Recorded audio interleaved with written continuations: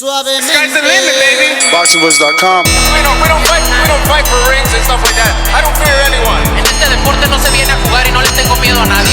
We don't come to play in this sport. I fear no one in this sport. Does that mean that you will fight Triple G later this year? Como lo dije en la pelea pasada, ahorita mismo me vuelvo a poner los guantes. As I said in the last fight, right now I'll put on the gloves again. ¡Viva México! Canelo wants to unify all the titles. When did you realize, Andy, that you could take his power? Because of the Mexican warrior that I am, I got that Mexican blood in me. So, talking about the Mexican style, I just proved it. BoxingVoice.com. Ain't no other sight in the game can see the Boxing Voice.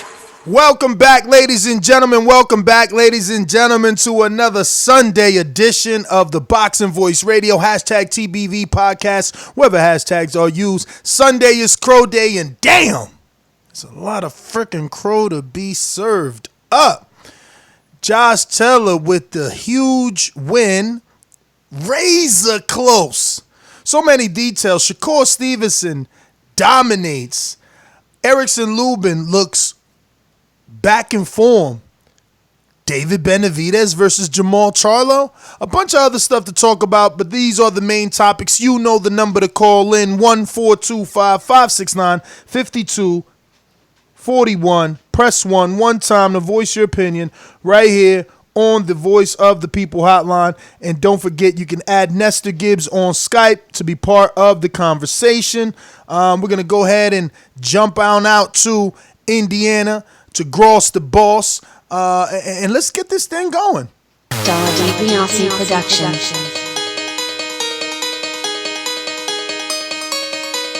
I speak it, believe it, receive it. Speak it, believe it, receive it. BoxingVoice.com. So when I stop him, y'all gonna say he was too weak. Oh my mic, he stayed out before he said he was not. A man stand up for what he believes in, and when you stand up for what you believe in, you accept whatever consequences come behind it. BoxingVoice.com. Yo, what up to everybody out there in TBV universe? Back with another one, yeah, man. Sunday flagship, unfortunately it is Crow Day, man. Big ups to Regis, man. Big ups to Josh Taylor. Tough fight. Went back and watched it, and I think round 8 was the round that I gave to Regis, but I can see where the round could have went either a direction. So I'm not mad with a 7-5 scorecard, but a 9-3, something like that, man. Yeah, just doesn't sit right with me. Erickson Lubin, man, my God, good Lord Almighty, did he look in form last night? Gallimore, I told Bo and Bama, the boy had a chin. He definitely showed that last night. Shakur Stevenson, I'm not gonna lie to you, I fell asleep on that fight, man. Shakur through 5 rounds it was evident he was too quick. He was had better reflexes, had better length, and Joet was just overmatched. But we'll break it down, get into it, and talk about it. Maybe Joet did something that I didn't see in that fight. Oh, you disrespectful mother! You gonna tell me you ain't go back and watch it, bruh? Because I'm with you. It was either that or Granados and Easter, and that Granados and Easter fight. Woo, that was a good ass fight to watch, brother. I swear to God, that was, in my opinion, I got on the highlights on Top Rank and seen Joet had success in the 6th or 7th round, but that was like the only round that anybody really spoke about. Other than that, it was dominated from a Shakur. But that Granados and Easter fight, man, that was a good fight. And I just don't like when they come out with the scorecards already made, 100-90. Come on, man. Who got 190? Easter. Oh, Easter. They didn't give them Granados not one round. I'm just like, come on, bro. Y'all better than that. Well, I'm going to tell you, that's the one I ain't finished watching because I fell asleep. I fell asleep, too, on a Top Rank card. I don't know. I think I watched Andy Vences, couple people, and then it was like snooze time. It was just too late. But I definitely had everything recorded, woke up, and checked it out, and was very happy with the Shakur performance. But let's get this thing going properly. You know what I mean? We all over the place, but hey, man, it's a good boxing weekend. I think first things first. I failed on my pick of Regis Prograis, and it's all good, man. Or Prograis, it's all good, man. It was a tight fight.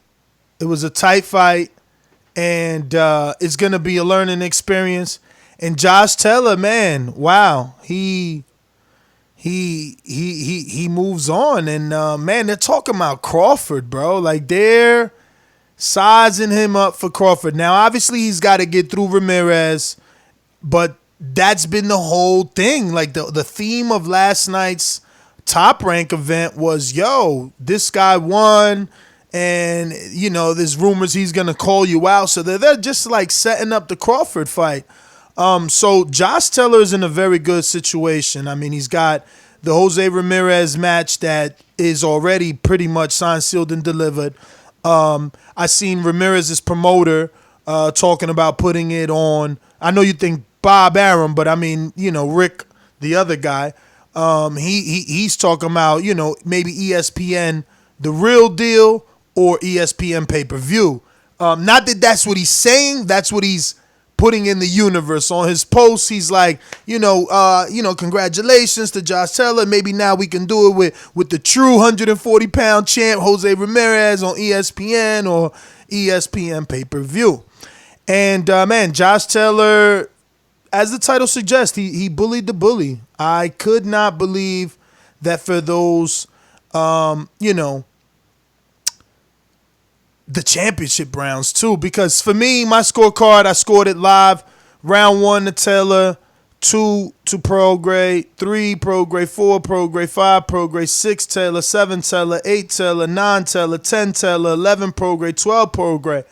And, I'm not mad with anybody that gives it any other way. It's all good, But in those 6 through 10, my man was just pushing him back.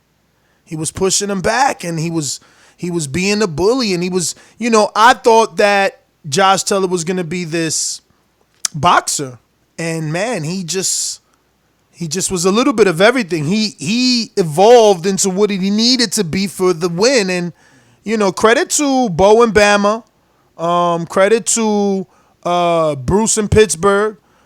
These guys picked Josh Taylor long time ago. I don't know how long. I just know for a fact Bo picked him, but I don't know how long ago. But for Bruce, bro, he did a tournament bet when this shit first was announced. So he's just been waiting for that money, and boy, did he get it. You know what I'm saying? He picked Taylor to win it when everybody thought it would be Prograis, and it's just like, wow, you're that dude now. That's what I'm saying, and we'll be talking about that in topic number 4. When you beat the guy that people think you can't beat, you become something. You show that you're special, and it was a good fight.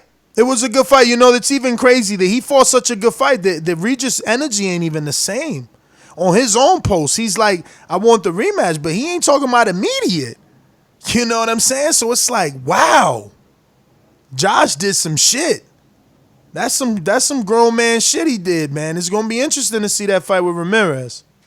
But I talked enough. This fight got my man Mike smoking a square again, y'all. He back to the squares. I ain't know I was off of them. But look, hats off to Josh Taylor. Prograis, I wouldn't say that he got bullied because up to round 5, man, we thought he was in cruise control. He was slipping and moving, doing what he needed to do.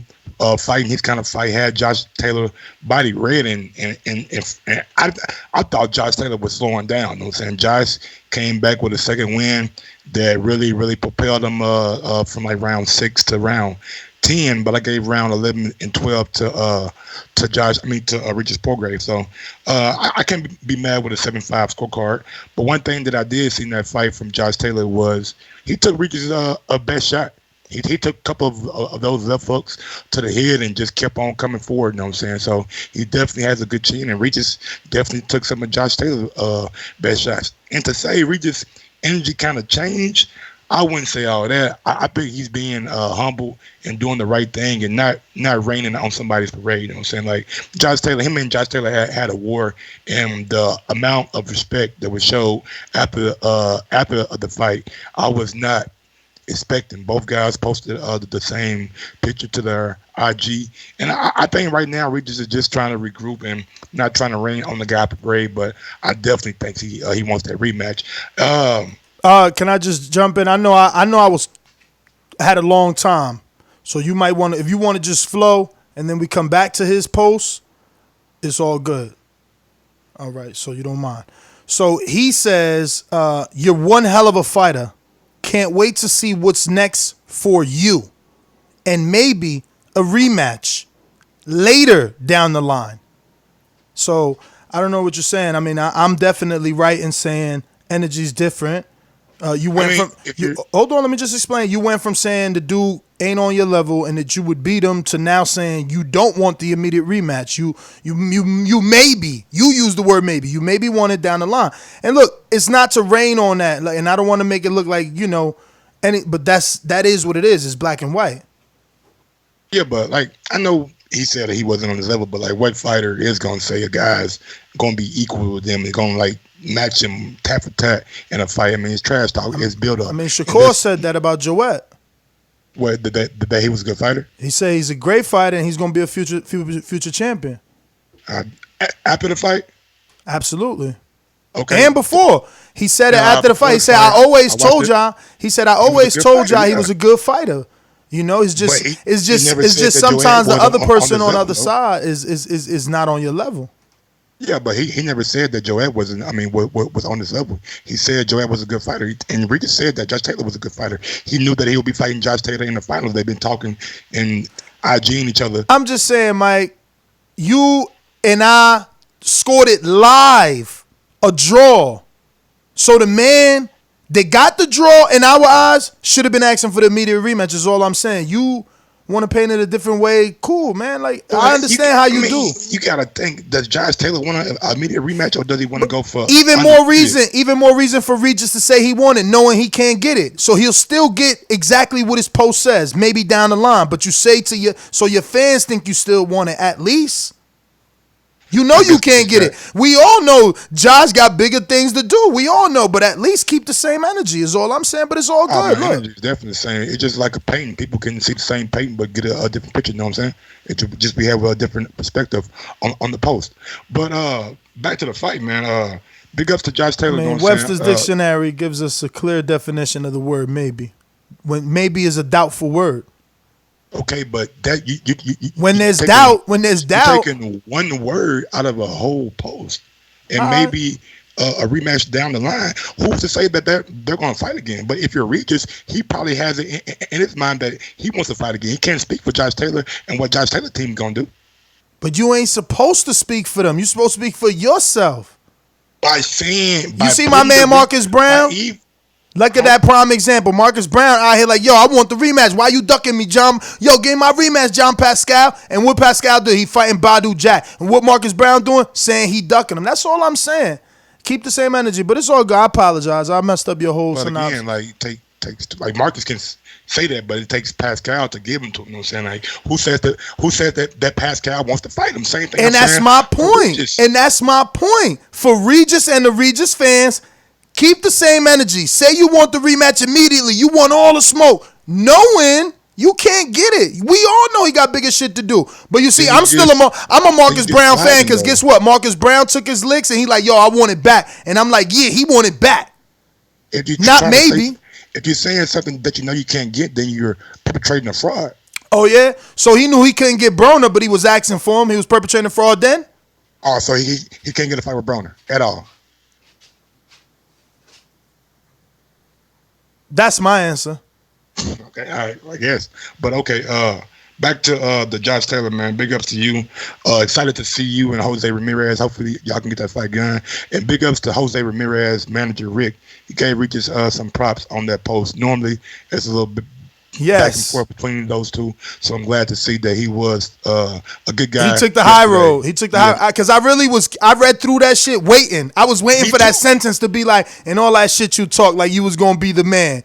You know what I'm saying? I was because they was really going at it. They was really going at it. And look, to Regis, all the respect. Do not take me dissecting your posts as me thinking you lost because, I thought it was legitimately a draw. I mean, on the live fight, I'm begging for you to just let your hands go a little bit more. We knew on the road you needed that knockdown at least, for separation. It didn't come, hopefully you bounce back. But, I like that Marcus Brown energy, you know what I'm saying? That's all I'm saying. On the next, the fact that the World Boxing Super Series are giving us some good ass matchups. You know what I'm saying? Hate to see what's going on with the cruiserweight thing, but we'll talk about that in notes. But yeah, big ups to the World Boxing Super Series. So what was the co-main event of this? I'm not on the live notes at the moment. Chisora and Price. Oh yes, we did a live fight chat for that one too. Man, Price, he ain't come to fight, man. He came for a check. It's sad that at this level, in this day and age, somebody like Price could get that off and like fool us right before our eyes. He just wasn't trying, man. He wasn't using his height. He wasn't using his jab. Chisora, I watched the post-fight. Chisora talking about, yeah, I took away his jab, man. I took away his jab. Once I seen that, fool though? The public. Shit, man, come on, bro. I mean, Come on, bro. Look. Wasn't this Sky pay-per-view? Yes, it was. Yeah. So he's definitely fooling the public. But look, it is what it is. A win for Dereck Chisora. I guess the true conversation of this weekend, when we talk in that fight, is Chisora wanting Usyk, and that being or seeming like the road and route that Matchroom will be taking. Look, I like Chisora. I do. But he's getting old. Let me get this right. Let me get this right. You lose to Dillian White. Gashi, Price, Spuka get you a world title shot. If it plays out how Eddie envisions it plays out, you know what I'm saying? WBO gets vacated, you know what I'm saying? But that's wild. I was giving it some thought after watching Crawford's interview with Daniel Alvarez from Las Vegas, our very own. And Crawford saying he doesn't respect any franchise champion or belt or regular WBA belt or interim Dillian White belt, silver belt, none of those belts. And as much as I hate the WBO, they don't have an interim, do they? I'm trying to think. I think they and the IBF might be the only ones without an interim. Now, I will say I did see them give Kanaki some type of something. Yeah, the IBF and the IBF because Uzi had the interim while David, not that David, but what's the guy's name? The boxer, the gold medalist from England, black guy, James DeGale. While James DeGale was injured, Uzi had the interim. Yeah, but that was a special circumstance. It seems like they created it for the meantime, like the true definition of interim. You know what I mean? But again, I've done no research, but just off that thought alone, it's like, wow, they don't have an interim, bro. They don't have a silver. They don't have nobody. It's just they number one and they champ. That's something right there, man. That made me think, bro. We got to get this shit together. It's crazy because now, I wanted the PBC to align themselves with IBO. I was begging the IBO to make that agreement. And maybe that was the wrong thing because it would have been giving credence to a fifth sanctioning body. But I feel dirty reading and watching fighters fighting for the WBA. It's just too many versions. It's crazy. Like, they're leaving out the word regular. Like, Javanta's on Showtime saying he's going up to 135 to fight for the WBA. And that's that. And now, Brandon Figueroa is scheduled to defend his WBA on the Wilder undercard. And that's that.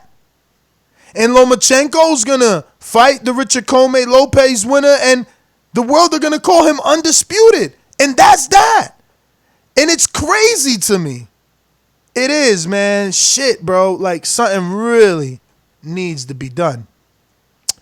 But Ricky Burns, Lee Selby, did you catch that? Whoa. Let's go back to Chisora right quick. There was a guy who was watching the Chisora fight that seen it. Oh, that Big Baby. comments about it. Yeah, is that a fight that Chisora should entertain? I think Big Baby does. It besides a good name on the resume for Chisora, does nothing to like boost Chisora up.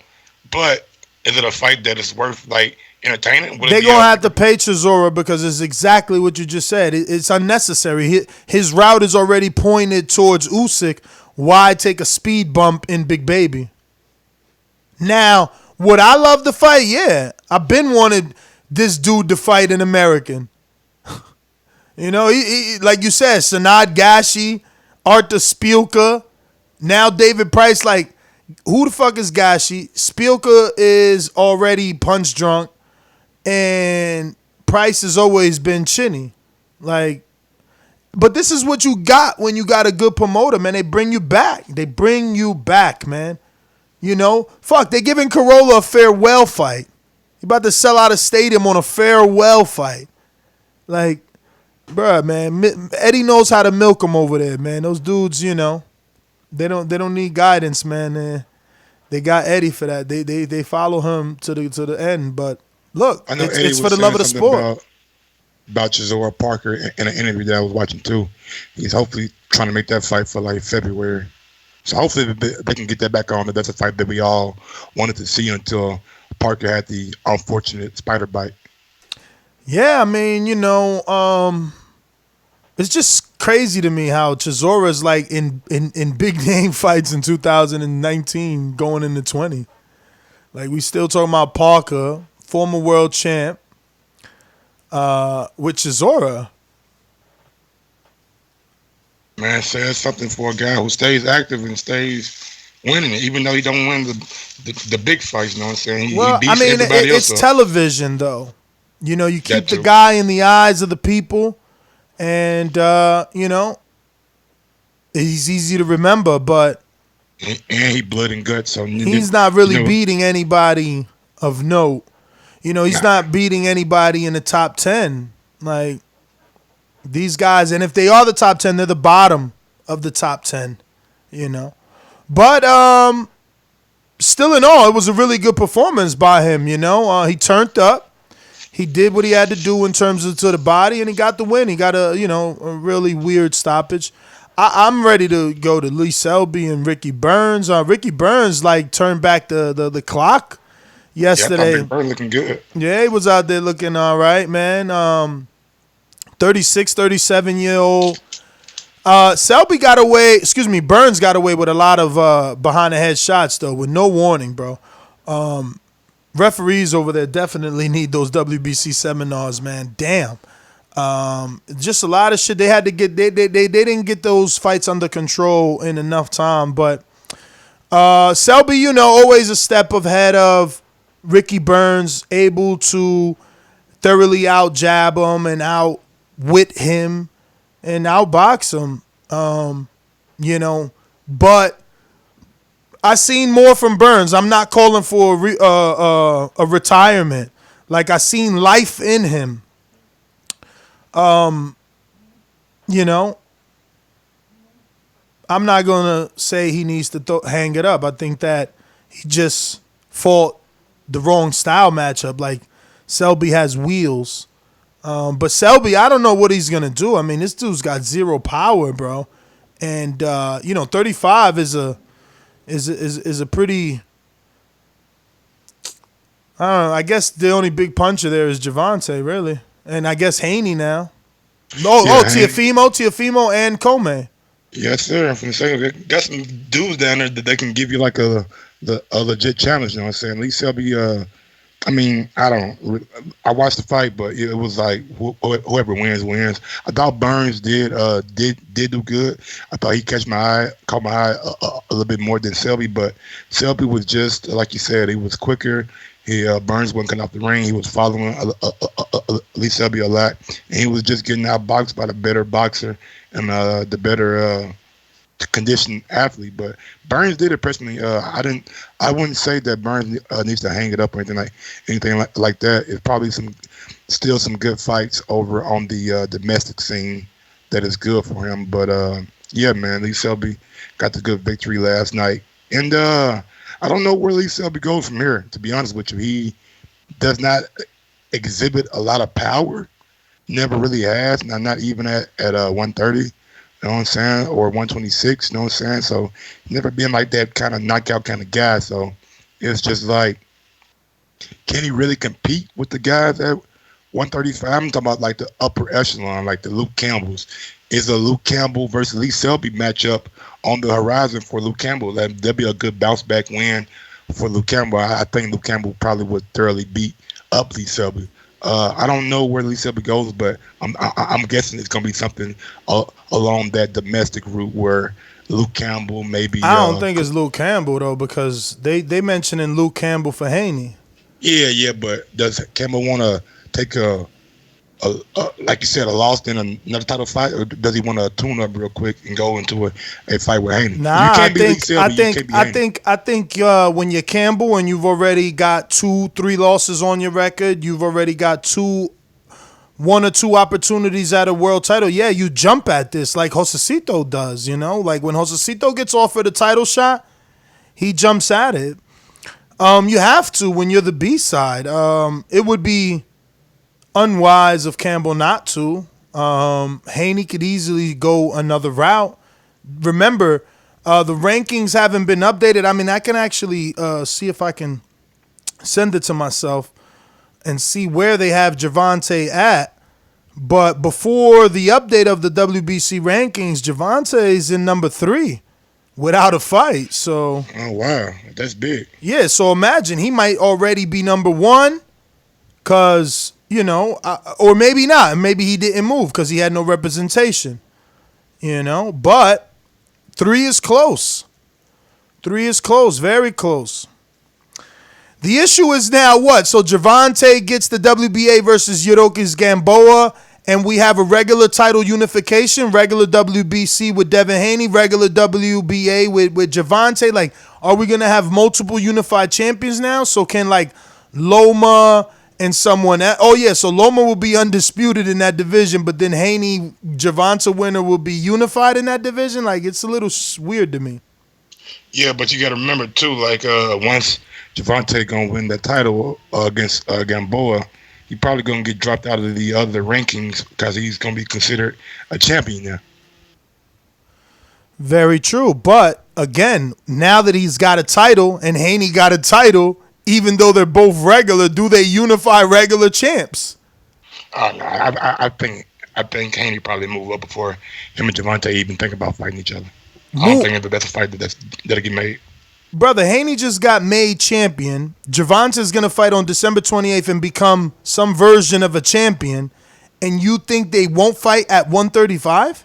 No, not at all. Wow. And Haney was even talking about moving up before his last fight. He said if he couldn't get that title shot, then he was going possibly up to 140. So I don't know how long Haney's going. Maybe another year, something like that. Maybe get like 1 or 2 defenses, but I don't think he's going to be at 135 for very long. Damn, if you're going to be at 35 for another year, I definitely say make that Tank fight. Especially now, catch him moving up, you know? Yeah, I say make it too, but I don't think it gets made. All right. Well, Lawrence Oklie, did you watch that? I didn't. Yeah, I watched Lawrence Oklie, man. He Why every time you talk about him, you sound so down? It's like he's a good fighter, but sometimes, man, you got to learn how to fight on the inside, man. Like, if you're going to be a guy who's on TV a lot. Let me just ask you one question. Is this the guy that was talking slick about Dillian White? Yeah. Oh, okay. Yeah, about sparring.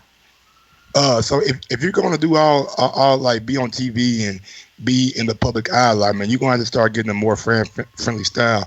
And I know maybe it's the matchup, but you got to understand, like, when you fight shorter guys, they're going to want to get on the inside. And either you have to pivot out, you're going to have to keep them behind the jab, or you're going to have to learn how to fight on the inside. You can't just clinch, and make it a fight that people just start moaning and groaning about, because once you get to the heavyweight division, you're not going to be able to hold those guys like you do those smaller guys in the cruiserweight division, you know what I'm saying? So he got the win. It was clearly, you know what I'm saying, he won. But it's just not a fun kind of style to watch. All right. And Conor Benn, did you watch him? Yeah, got a quick, I think, second or third round knockout against a guy that I didn't know who the hell he was. But Conor Benn definitely looking better. Like what I'm seeing from him. Looks like he's taking boxing more and more serious, working behind that jab, and yeah, man, showing some of that same power that it pops at. Maybe not on the elite level yet, but definitely getting guys out of there that he's supposed to get out of there. All right, well, moving on to the top rank card, we have the main event on ESPN Plus. Shakur Stevenson gets a unanimous decision over Joet Gonzalez. Complete domination and outclassing. I even think that the round that they gave Joet was a bit of a charity round. It's like, oh, he finally got to land the glove on him. Give it to him. Yeah, I mean, look, I don't know what took place between them and the family, but Joet still seems very upset, doesn't want to make up. Shout out to the brother that did reach out, and go to the locker room and, hug Shakur. Shout out to Shakur for attempting to, get that situation behind him. But in terms of the fight, man, I mean, everything that Shakur says, man, Floyd Mayweather, Pernell, all those fantastic fighters all in the one. I mean, the jab is just something that they can barely get by, and if they can, he can pivot. I mean, he's killing this kid to the body. The issue becomes, I don't know Joet. I know Danny Garcia. I know Sean Porter. I know that vacant title shot was a legitimate world champion because those two were legitimate elite level fighters. I don't know Joet. I know that Joet, I watched his last fight versus Tino Avila, and that's the guy I respect, Tino, and Joet handled him. I hope that Joet Gonzalez goes on to do good, even great things, to continue to validate Shakur's win. But, man, I mean, this kid is just everything that you want to root for in a fighter. He wants to unify in his next fight. He wants to make history. He wants to do it in 14 fights. Now, I'm wondering, though. I got a question right quick, though. Yeah. Before we move on to him getting to the unifying and shit. Now, I love Shakur Stevenson, I'm saying? I'm a big fan of his, I'm saying? Great young man.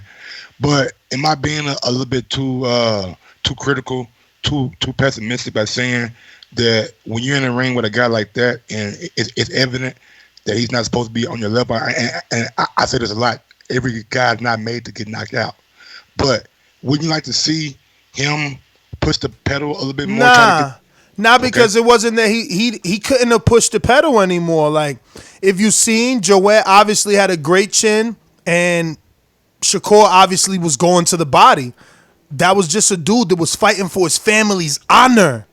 Sometimes a person's willpower is stronger than their flaws, and, he carried himself for those 12 rounds through that fight, but Shakur did all the right things. He did all the right things. He listened to his trainer. He did all the right things. I mean, maybe the future will tell us and show us that he doesn't have knockout power. I don't know. But I think that straight left to the body was showing us that there was power. Joet was stopping in his tracks, and I think that the post-fight shows us that he had power. Joet's face looked like it was fucking pounded on. So I don't know. I'm not worried about the stoppage. I can understand this after 20 fights straight possibly becoming boring for someone. But this is his 13th fight, and it was a title shot. Nah, he could win his title shot. His first title shot at 22 by decision. Absolutely.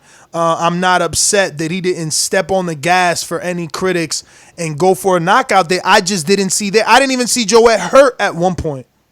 I didn't see him hurt. I just seen a poor boy that was confused, couldn't find the answers, didn't know how to cut the distance, and had so much pressure on his shoulders. He had his other brother yelling at him, come on, you got to do it, you got to do it now. You trained all your life for this. And it's like, you got the father, then you got all the mental stress. ESPN is like turning into a soap opera, and I love it. God's up. I love it. I love it. I'm going to keep it real. I'm a TMZ dude. I love it. So it was good for me. It's like, they telling us that she ain't even getting to talk to. So that, and let me tell you, I come from in a city where it's like that. It's like, you dealing with so-and-so, we ain't talking to you. The family cuts you off, and I didn't enjoy that, though. Huh? I didn't enjoy them dragging his sister and Shakur girlfriend or whatever she is to him in that like that, though. You know what I'm saying? I know y'all could have brought it up, but, to like harp on it, and things of that nature. Nah, but it was a real thing. That's what I'm saying. In Shakur's post fight, he said, cool, at least talk to you. That's what I'm trying to tell you. You're not getting the point. The point is, I think. To make my point, but okay. Okay, go ahead. No, I was just saying we don't know how she feels. That's my main point. I think it was cool, but about he brother's mad, Shakur's mad, but what about the young lady? I think he spoke for her about that. I think he spoke for her. I think you just didn't catch it. I think when he said, all I want them to do is to talk to their sister and talk to their daughter, he's speaking for them. That's his girlfriend, pillow talk, letting them know she missed their family. She missed her family. They ain't talking to her because of their relationship. You know what I'm saying? But that's my interpretation. And listen, like I said, I love it. TMZ, they made it a story. They did a backstory on it. They gave us visuals.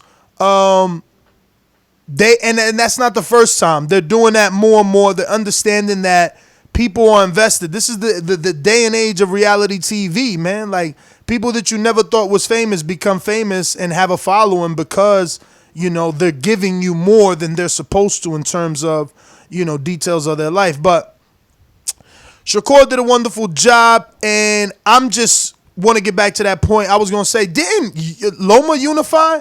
Because he's like, I want to make history and be the, or I guess he meant the youngest to unify in 14 fights, maybe. Because I thought Loma did that. Yeah, I think Loma did it the quickest, maybe by amount of fights, but I think he want to be the youngest. Hell yeah, I seen a Shaq Gary. Yo. Shout out to Rod in the 870 with the super chat. He said, you see the shot ESPN took at Gary Russell. Crazy. Bruh, that shot was so blatant. My girl, who's doing everything in her power to learn as much as possible, was like, who only fights once a year? That's the thing that stuck out when they talked about Gary Russell. That's crazy, bruh. That's crazy. See what I'm saying? Like, Gary needs to turn it up. Like, doing interviews and fake chokeholding other people's file, that shit ain't gonna work. You the once-a-year fighter. That's what they know you as, man. Crazy. Yeah, I don't think it's really crazy, but I think it's more factual. And when it's factual, then it's kind of hard to not speak on it. You know what I'm saying? Especially when you're talking about that specific division. But we got one coming from D-Lo 404 Boxing. Shakur wasn't trying to stop him. It's okay. Domination. I agree with that, bro. Like, I was just, just being a guy who was just maybe wanted a little bit of extra, but like he thoroughly went out there and dominated that guy. But like I said, I didn't watch all the fight, but like from rounds 1 to 5 or 6, it was clearly who was the better fighter. Yeah, nah, man. He's just smarter. But what's up, man? You think he has enough cachet at this point? Because first of all, I don't even know why they put this fight in Reno. It was 2,800 people there. Like, Shakur could have had 10,000 right here in the Prudential Center in Newark. I don't understand. You know what I mean? He went over there for what reason? I don't know. But Do you think he has enough cachet to actually get the Josh Warrington fight next? Honestly, I mean, we seen Warrington say something about him. So I mean, maybe, you know what I'm saying? If they pay him good enough, I mean, I'm not sure how much. Well, that's my question to you. Do you think Shakur has enough cachet that he said, I want to make history in 14 fights and unify, that is what he has already instructed Ward, Prince, Bob, like that's what they're going to do next? Do you think that he is at that level that they're going to listen to that and just like Loma, right? Because Loma wanted to accomplish certain things and they listened to him. Bob was against him getting a title shot in his first fight, and that's why he actually made it his second fight. And that's what I'm saying. Like, if history shows me anything, then no, he probably won't get it in his very next fight. He'll probably get a homecoming fight to showcase his title. And if he's lucky, then he probably gets Josh Warrington the fight after that. That's why I think if the best case scenario for him getting a unification. I hear you, because like you said, history. But it's Josh Warrington. He's got 5 knockouts maybe. Everybody on the ESPN panel for the last, 5 weeks maybe? Or more actually, because this was an 8-week buildup. So since his last fight, the panel, specifically Bradley, Osuna, Ward, over and over mentioned that Shakur can beat any one of the champions now. So what's the difference? Money. You know what I mean? What? It's not a big enough fight yet, you think? I don't think he said he's willing. He said he's willing to go over there. He said New York. Okay. He said New York, Vegas, or UK. Now we're talking different. If he's willing to go to the UK and fight him, then yeah, it's definitely a big fight.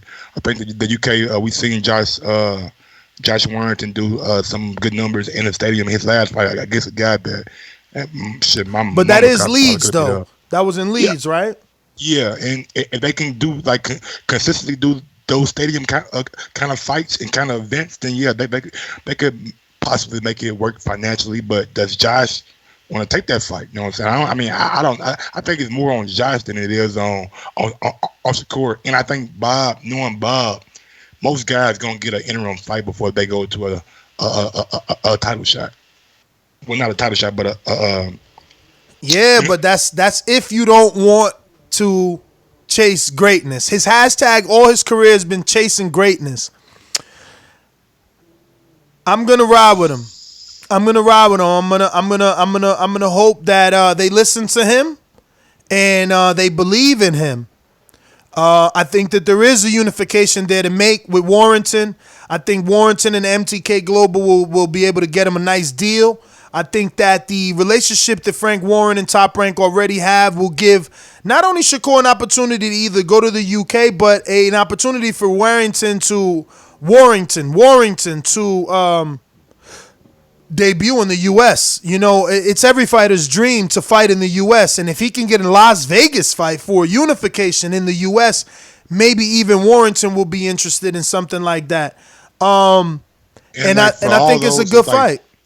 For all those who don't know, this is nothing new. We had Shakur on the show earlier this year where he said, I believe Ness asked him a question, and he said he was fiending. He used the words fiending for a Josh Warren fight. So this been brewing for a little while, and Josh Warren has been on Shakur's mind for almost a year now. And I think they building it.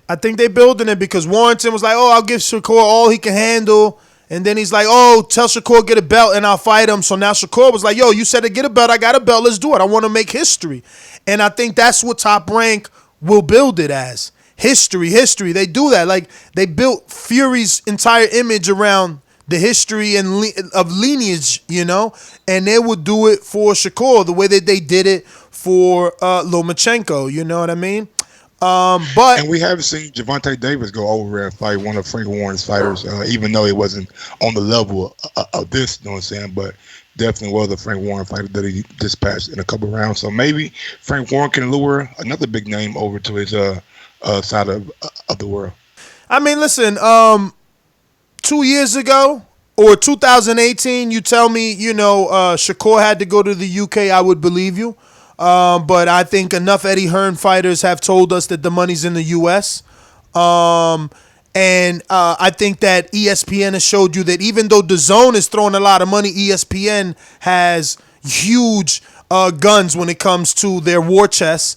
They've been able to get plenty of fighters to cross the street and do unifications on their side, just like they gave DAZN some. They've been able to lure big name fighters to their promotional company and their network, and they've also what's that? They haven't been signing? I mean, like you saying, lure people to come over and fight on the Fury, network. Tyson Fury is not a big name? But I'm talking about their opponents for those guys. Oh, well. They ain't been very successful. Like Amir Khan, that's about all come to mind. I mean, they signed better beef. I mean, they signed Kovalev. You talk about people that they're signing. They signed Eldolio Alvarez. I'm not talking about they signed Kubrat Pulev.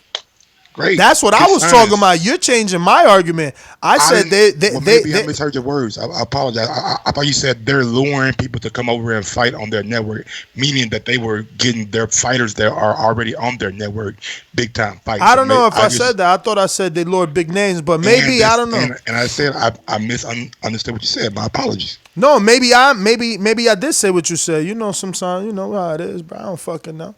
Yeah, just take goddamn apologies, nigga. Goddamn. Listen, dog, it's all good. It's all good. So on the undercard, Mikaela, man, I don't even know what division she fight in, bro. Man, I don't even know, bro. Like, it was a good fight. Hold up. Yeah, it was a good fight, but who's Alejandra Zamora? She was getting hit a lot. Who? Oh, yeah. And she gives up all her height, And let me tell you what else. She is. What's that movie with Tom Cruise? Something repeat.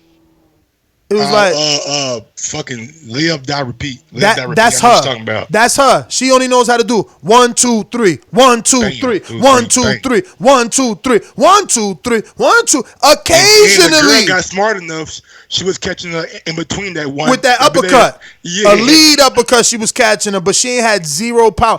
Listen, this like the fifth girl I done seen they put Mikaela Mera in with that is extremely shorter than her. Is she like freakishly tall, or are they really matching her like that good with short people? Honestly, I think she's pretty damn tall. I think she fights at 130, I believe. She got a hell of a team. How the fuck she got Shakur trainer. She got Shakur trainer, Andy Ruiz trainer, and some other dude named A. Smith. I don't know. Or A. Mitchell. Maybe Shakur's trainer trained her and him in the Olympics, so maybe that's they definitely said that, and that's how she's been with them ever since. But yeah, and Coach Al, right? Yeah, Al Smith or Mitchell, something like that. I just know Coach Al. You know what I'm saying? I see a little post all the time. Coach Al this, Coach Al that. You know what I'm saying? Yeah, but she had Ramirez in there too, Manny, okay. Yeah, Manny Ramirez. Manny Ramirez? Am I saying his first name wrong? Or Manny Robles? Yeah, Robles. Oh, like they had the baseball player in that too? Damn, she had a hell of a team. No, but only thing that I would want her to fix is something that I want Robert Easter to fix that we'll get to later. Is not to give up their height so much in fights. And I know Robert was getting kind of tired. All her height. Yeah, but she could have made it an easy fight, man. Keep it at the end of the 1-2. Don't even bother with the 3. You know what I'm saying? Throw the 3 in there sometimes. But she liked to be on the inside. I think this is like my third time watching.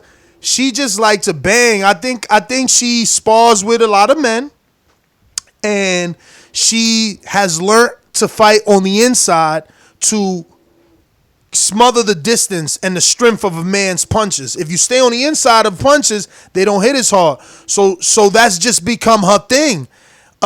She doesn't cut the ring off that good, man. I don't know who is the girl they building up, but all I could think to myself is, they gonna make it sound like a huge fight because they talking about the girl got like 17 knockouts and 20 fights. I'm like, man, how the fuck a female got 17 knockouts and 20 fights and we don't know who she is? Never heard of her. 17 Never. Knockout and 20 fights? Never heard of her. I don't know who she is. I don't know. I don't know, but Mikaela Mayer knows, and she's like, yo, she's the girl in the division. That's who I want. So it's like, all right. What weight is that? Is that Katie Taylor's weight? Could they ever fight? Like, what's going on? Yeah, she's 5 pounds behind Taylor. Oh, okay, so she could go up because she tall as fuck. She can't act like she can't go up. So what she gonna do is do the whole, the Floyd, Pacquiao, Crawford shit. Get them titles early, and then go up. Hopefully they eventually meet because Taylor is small. But this girl gives up her height all day, which is crazy when she got all them amateur coaches in back there. Yeah, Taylor running right now. She's going up to 140 trying to get away from Serrano. Yeah. And Serrano signed that deal for nothing. But look, and she mad. You could tell she chasing legacy because anybody else would be just taking them checks like Andre is. You know what I'm saying? You hear they team on right after the fight. We happy with Eddie. We happy with Eddie. Hell yeah, be happy with Eddie. Easy checks, easy fight. You know what I'm saying? So, but Serrano like, I want that Taylor fight. That's the whole reason I signed. So it's interesting. But Mikaela Mayer gets the stoppage over Alejandra Zamora from Argentina. And I just want to add some more of the TMZ. They said on the telecast that her husband is Hector Saldivia. I know nobody remembers Hector Saldivia, but Hector Saldivia got knocked out by Kell Brook. But I think beat Vasily Sinchenko. But yeah, that's pretty interesting, man. That was pretty interesting. I ain't hear from him since Kell Brook knocked him out. Hector's Sativa? Nah, not Sativa, man. Saldivia. But what else? Joshua Greer defeats Antonio Nieves, man. Nieves, he just didn't have any pop, man, and Greer had a better tank. Greer got that second win in him and picked it back up in the second half of the fight, kind of evening it out because he picked up like a few of the early rounds, lost a few of the middle rounds, picked up all the back end rounds, and doing this thing. I just don't know what they're gonna do with Josh. Obviously Nonito Donaire and Inoue is in his division, and he's not ready for them dudes. He's not even ready for Donaire. Like he might be ready for Donaire after Donaire, if Donaire loses to Inoue, because I heard an interview with Inoue where he said he ain't even going for the knockout. He respect Donaire so much. He's thinking and only visualizing a 12-round decision. Word is born. Hey, that boy got a poker face. He about to get Donaire the fuck up out of here. I'm telling you that now. Yeah, boy, you see how much respect that ESPN had for the monster Inoue? They put that nigga the monster by itself. Then they put the title contenders. I didn't even get to see that. I was like, oh my God. And that's pretty much how it goes in that division. We'll see. I know you've become a bit of a hipster. You watch every single fight and every single guy, and that's beautiful, No, not every single guy now. You do. You watch the Coley again. After he continues to destroy people's pupils, you continue to watch him. Like, I'm not going to watch him until he fight. Like, the names he's fighting are disrespectful to me. I'm a boxing fan for longer than he's been boxing, and is disrespectful to me. So I'm not going to watch him until he's in a fight. The only reason I even know his name is because he was talking about Dylan White. I'm just hoping that these bookies fuck up one day. That's all. I know. And that's what I'm saying. You watch every fight, and, In fairness to that card, I mean, it was a card that when it was either watch bullshit-ass college football game that wasn't really competitive yesterday outside of the LSU game, or watch boxing.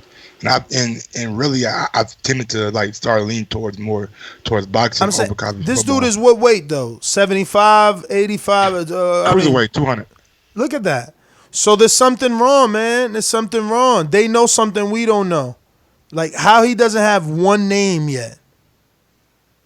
I mean, he got a lot of domestic names. I think Isaac Chamberlain was a credible name at the time, you know what I'm saying? But since then, Isaac look kind of shaky the last couple fights. But besides Isaac, I'm like a couple guys that like Nick Webb. I mean, he's a good name. Was it Nick Webb or somebody else? See, I don't even remember. But he has some good domestic. Bruh, this is an Olympian. Okay? We talking about an Olympian in Shakur that just got a WBO full title. And we talking about an Olympian that you are struggling to say. But it's like, first of all, we talking about an Olympian that BoxRec had no respect for, and they got him up there with the ashiest lips ever. That's not even right. He needs to contact these people immediately. In fairness to the UK, it's more like the Texas Golden Glove. Bruh. I can't even fake this shit. Like, that's fucked up. BoxRec, you ain't shit. There they got my man up there like he was tongue kissing flour. Yo, you muted yourself. Okay.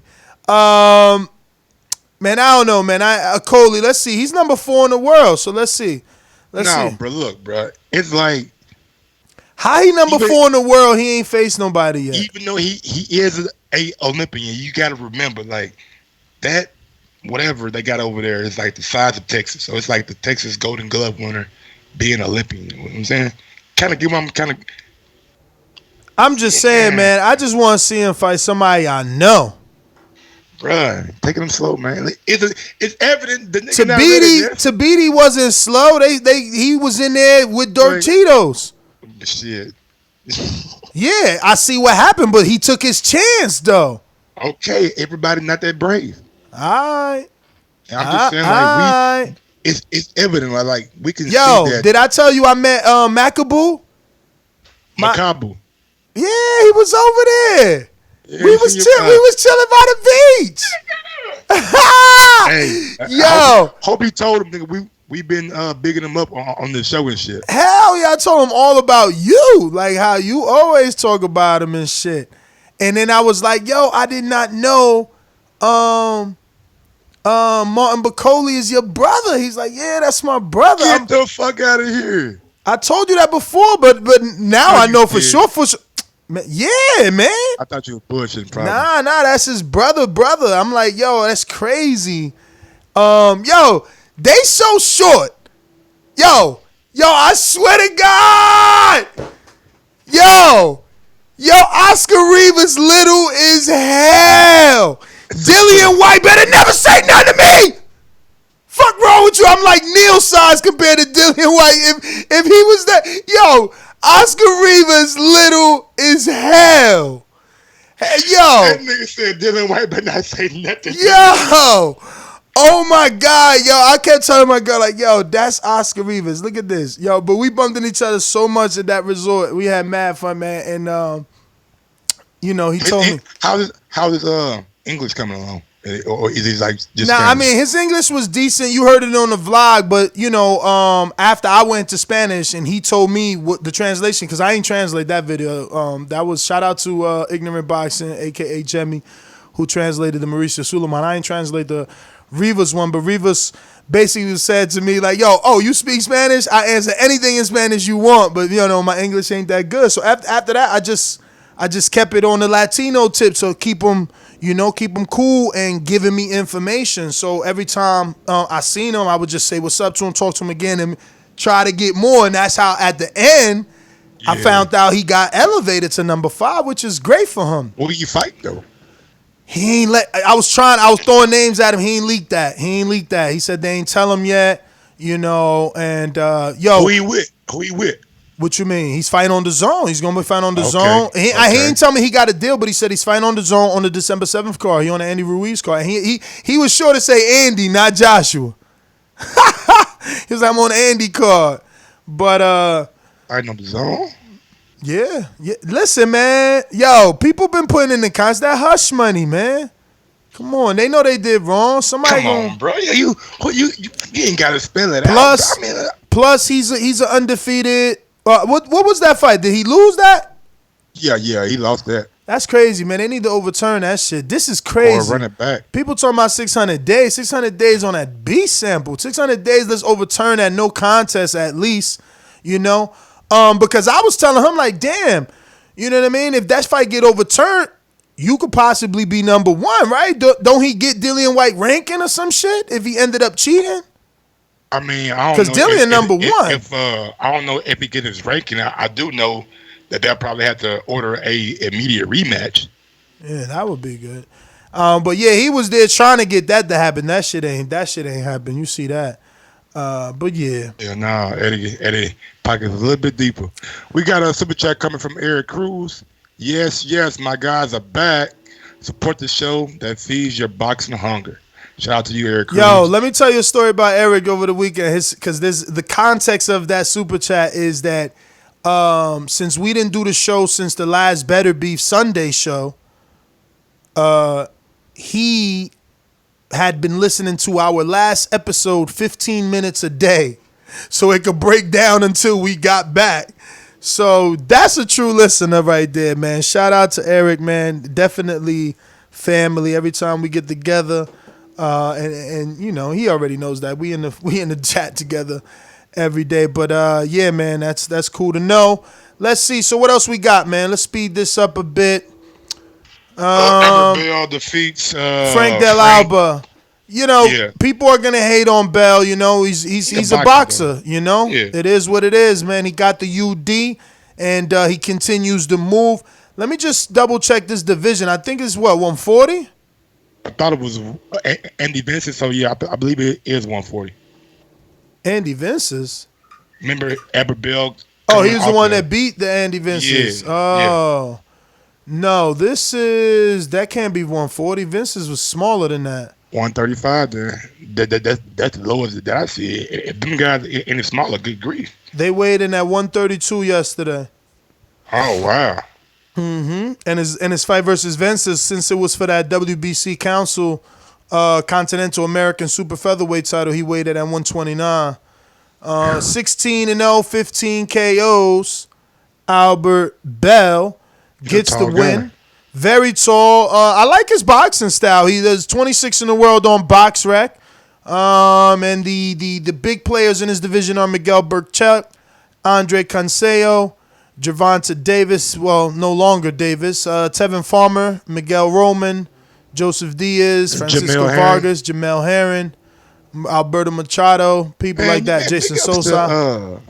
Pick up the Bowman, man. I was sitting back and just peeping and seeing the scene. You talk about Jamel Herring, you talk about Terrence Crawford, you talk about Rob Brandt, you talk about Maurice Hooker, you talk about Steve Nelson. I mean, the little stable I'm saying before you start giving out credit, we got to see what he's going to do. I'm saying, but like the name that he's actually bringing in to like try to turn around, you got to give him a well, that's what I'm saying. I want to see can he turn around Robert Brandt and Hooker.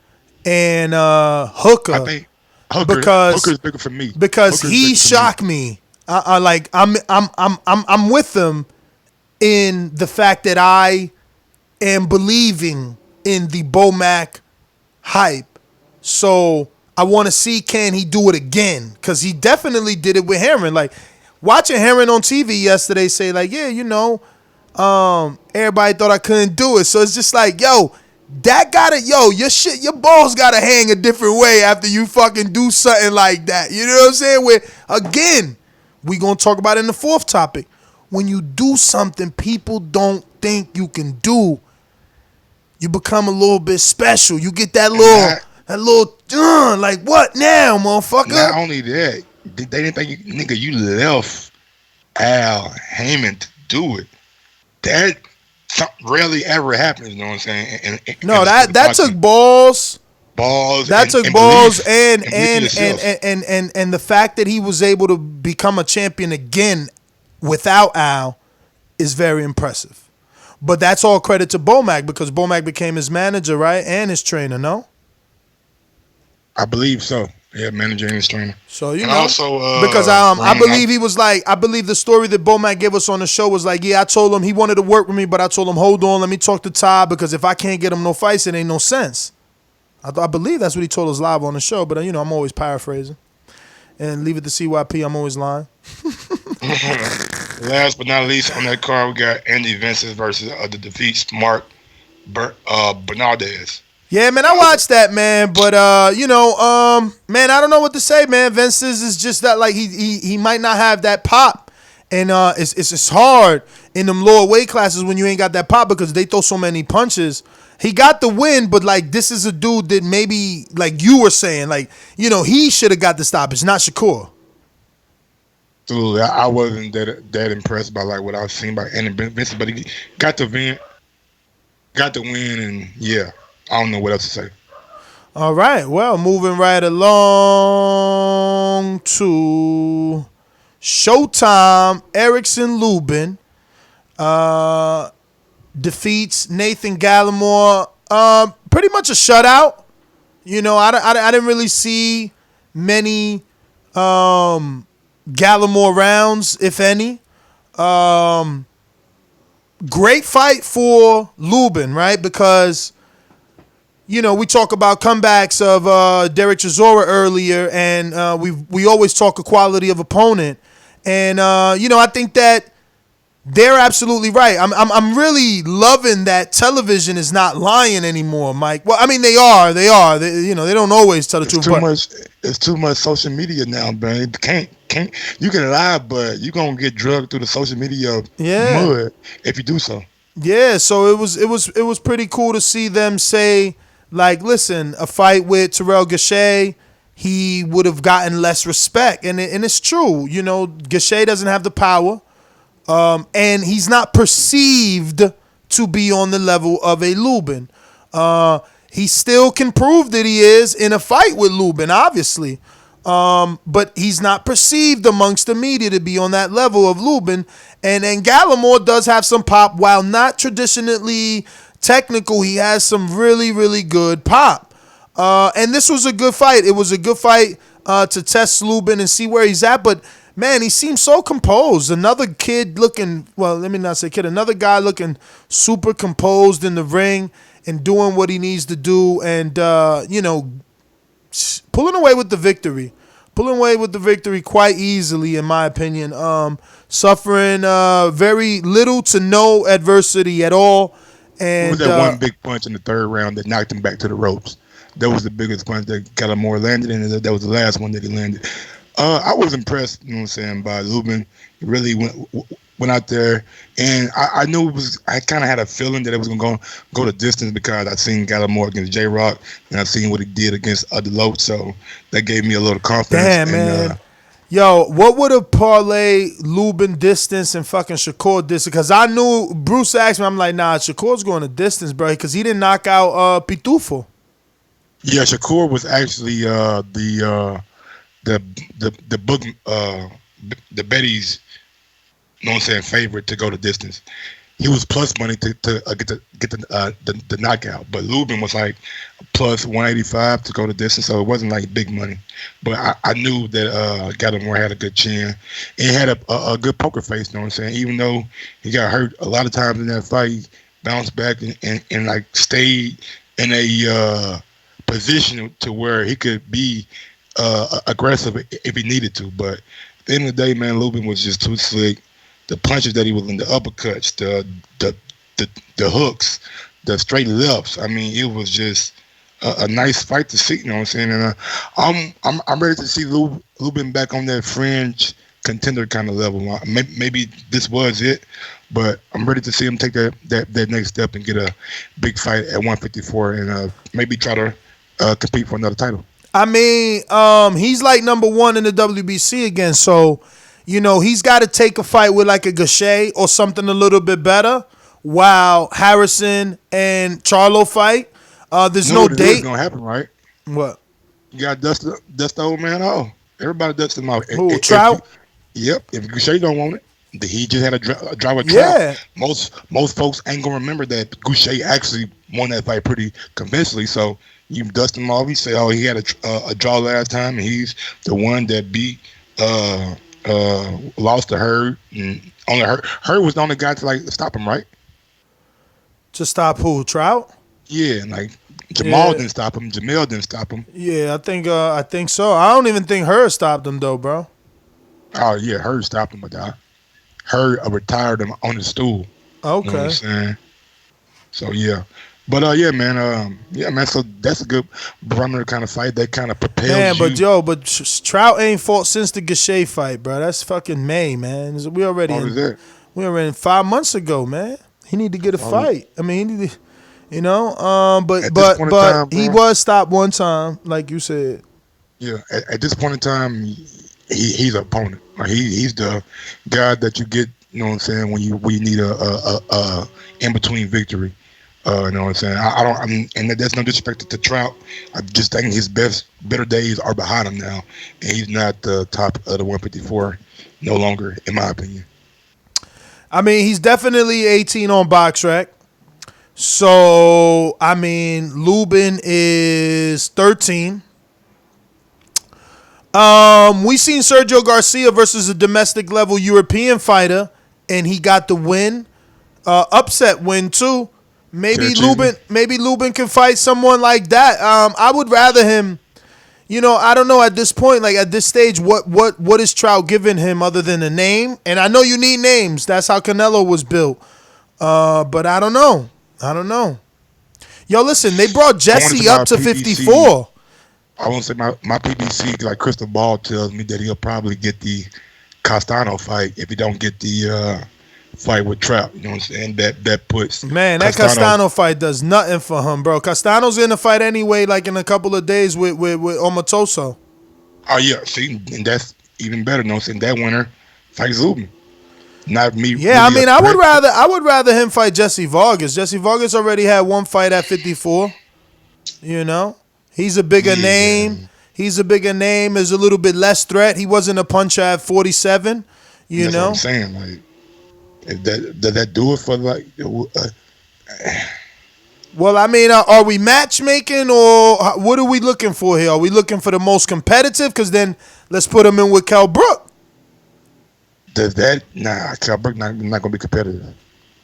Michael Soto would be super competitive. Who is Michael Soto? Michael Soto, let me see. I remember he got that upset win on Showbox. He lost to Brian Castaño. But he has a upset win over who? Oh, he beat Tapia, Glenn Tapia, and I thought he beat Maybe you gotta get the Laura fight. You know what I'm saying? The Laura Lubin winner on the undercard of Harrison and Charlo, and the winners fight each other. Well, I mean, this guy lost to Castaño. He's got a 62% knockout ratio. He's from France. I seen this dude fight. I'm just trying to see. She said Sora don't leave France. Who? Oh, he don't? Yeah, and her was talking about going up to 160. He went to Mexico, and he fought in America for versus Glenn Tapia. Oh, that's who he. Oh, but it was a draw. But doggy, that was the fight on show by dog. This fight might have. Well, actually, you know, I ain't gonna say this one. It was the other one. Curcides is the one that fucked up Antoine Douglas, but this probably has something to do with it too, though. Antoine Douglas and Michael Soro. No, that one Curcides. That was Spike O'Sullivan fucked up Antoine Douglas. Oh no, but or it was the Irish or the Jewish Hammer. One of those two guys. Nah, man, it was Curcides. Curcides? Hell yeah. The short guy that went over. The short guy that got locked up. Yeah, before he got locked up, his biggest win was Antoine Douglas. I'll click on it. Hold on. Douglas. Douglas for Curcides, nigga. He knocked him out in 10. He took mad beating in that fight. Bro, he quit. Right? He quit fighting. He got brain bleed. But you right too though. Sullivan was his last fight. He got knocked out in that fight too. I was gonna say, no, Sullivan beat it there too. Yeah, but that's what I'm saying. That the Soro fight was the start. It was the start. Like we seen signs there, and that's what I'm saying. Soro is a good fighter. He's a good fighter, but I guess somebody else know more than me because he rarely leaves France, but he has been to America a few times. He has fought in the Ukraine. He has fought in Mexico. So, for the right price, he'll go. He went to the Ukraine and lost versus somebody there that I'm probably sure is still undefeated, I bet. Nope. He got one loss versus Cornelius Bundridge. Shout out to Bundridge. K9. Ow! He how too? I mean, he's the dog. Okay. K9. Okay, I get it. Yo. But you said you didn't watch the Robert Houston, Adrian. I watched like 4 rounds of Easter beating the shit out of him in the first 4. looking good, like, bro. The left hook, the overhand right. He was measuring him with the left. Like I'm like, man, I'm about to go watch Shakur. So now you telling me it was super competitive. I'm like, what the fuck? I mean, it was a good action fight. I wouldn't say like both guys were like letting their hands go. You know what I'm saying? I had Easter winning the fight, but it was a nice fight to watch. Absolutely, it was Granados was letting us some good shit in the middle rounds, kind of wearing Easter out a little bit, but Easter came back strong in those finals rounds. So, but Easter didn't get the stoppage. Nah, that's crazy. Cause dog, he was landing clean right hands. Come on, bro. Don't disrespect Granados like that. Ain't nobody disrespecting him. You're not listening to what I'm saying, bro. You gonna tell me that them right hands were not clean? I mean, they don't get more accurate than that shit. If you ain't, and not only that, he was hitting Granados punching downward. Granados already halfway bent down in a 90-degree position with his face turned over. He lands perfect right hand. I'm thinking like all he needs to do is be tipped over. But okay. Granados was eating them hoes like they was motherfucking Lunchables, nigga. They weren't filling him up at all. You know what I'm saying? Well, let's talk about that co-main. I did watch that co-main, Frank Sanchez, and they trying to speed Frank Sanchez. They trying to put him in there with Efe Ajagba. They want to put Frank two prospects. Me, Frank lost me. He lost you? Yeah, he lost me. I wasn't impressed. I actually turned away from that fight and started watching the ESPN undercard. Man, you crazy, bro. How he lost you? Thought he was gonna get a stop and not go fucking. Bro, but why? But why you disrespecting like the body work, champ? Not disrespecting the body work, bro. When I watch heavyweights, I don't anticipate, especially a guy on the come up. I'm not anticipating this shit going 8 rounds, 10 rounds, bro. Brother, but you the main one to say.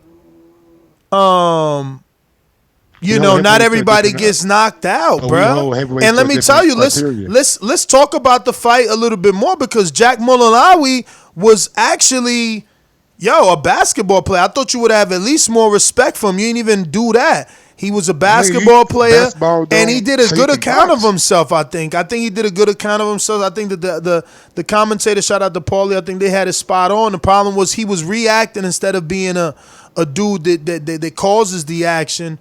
I'm not here to argue with you. Look, I was impressed with Frank Sanchez. I'm impressed with his team.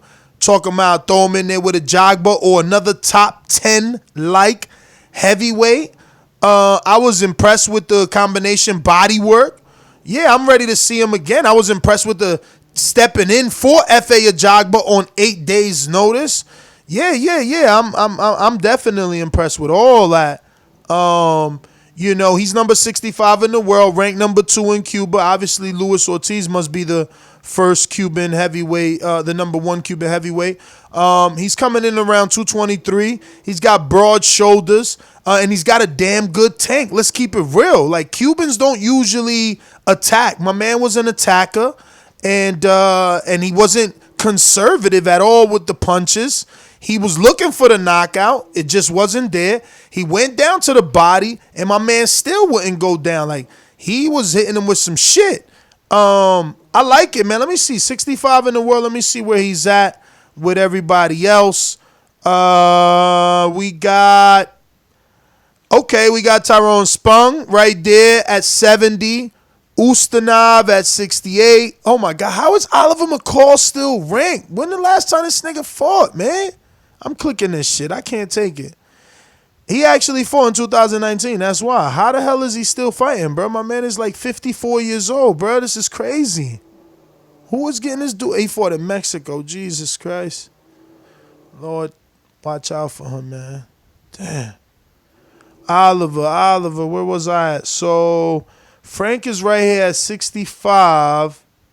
We got Odell Wildin at 60. Tom Schwartz at 58. Damn.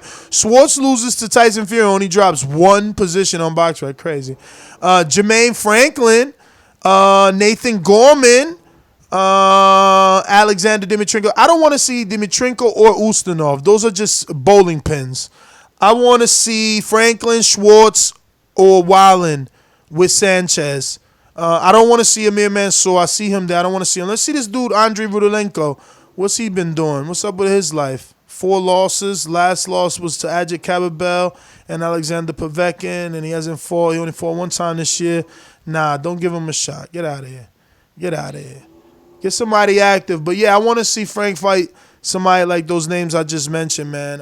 But, yeah, man, always excited to see heavyweights. Are we ready for topic 4, or you got any final closing thoughts on Frank? On Frank? Okay, you're done. Lucas? So we going to topic 4. A little bit of the pot that I stirred out there in the WBC convention. Jermall Charlo versus David Benavidez, or should I say David Benavidez versus Jermall Charlo, since it is Team Benavidez that is insisting that this fight happen. They would like this fight to happen. I know there's a lot of mixed feelings. They're like, yo, they got their own business with Caleb Plant and, Callum Smith and all that.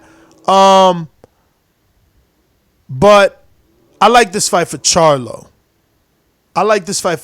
This is a fight that I'm actually going to go find now while I pass the ball to you. I'm going to go find the other video with my interview with him.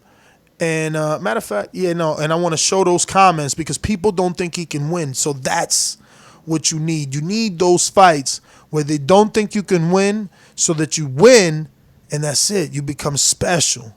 You become part of an elite group.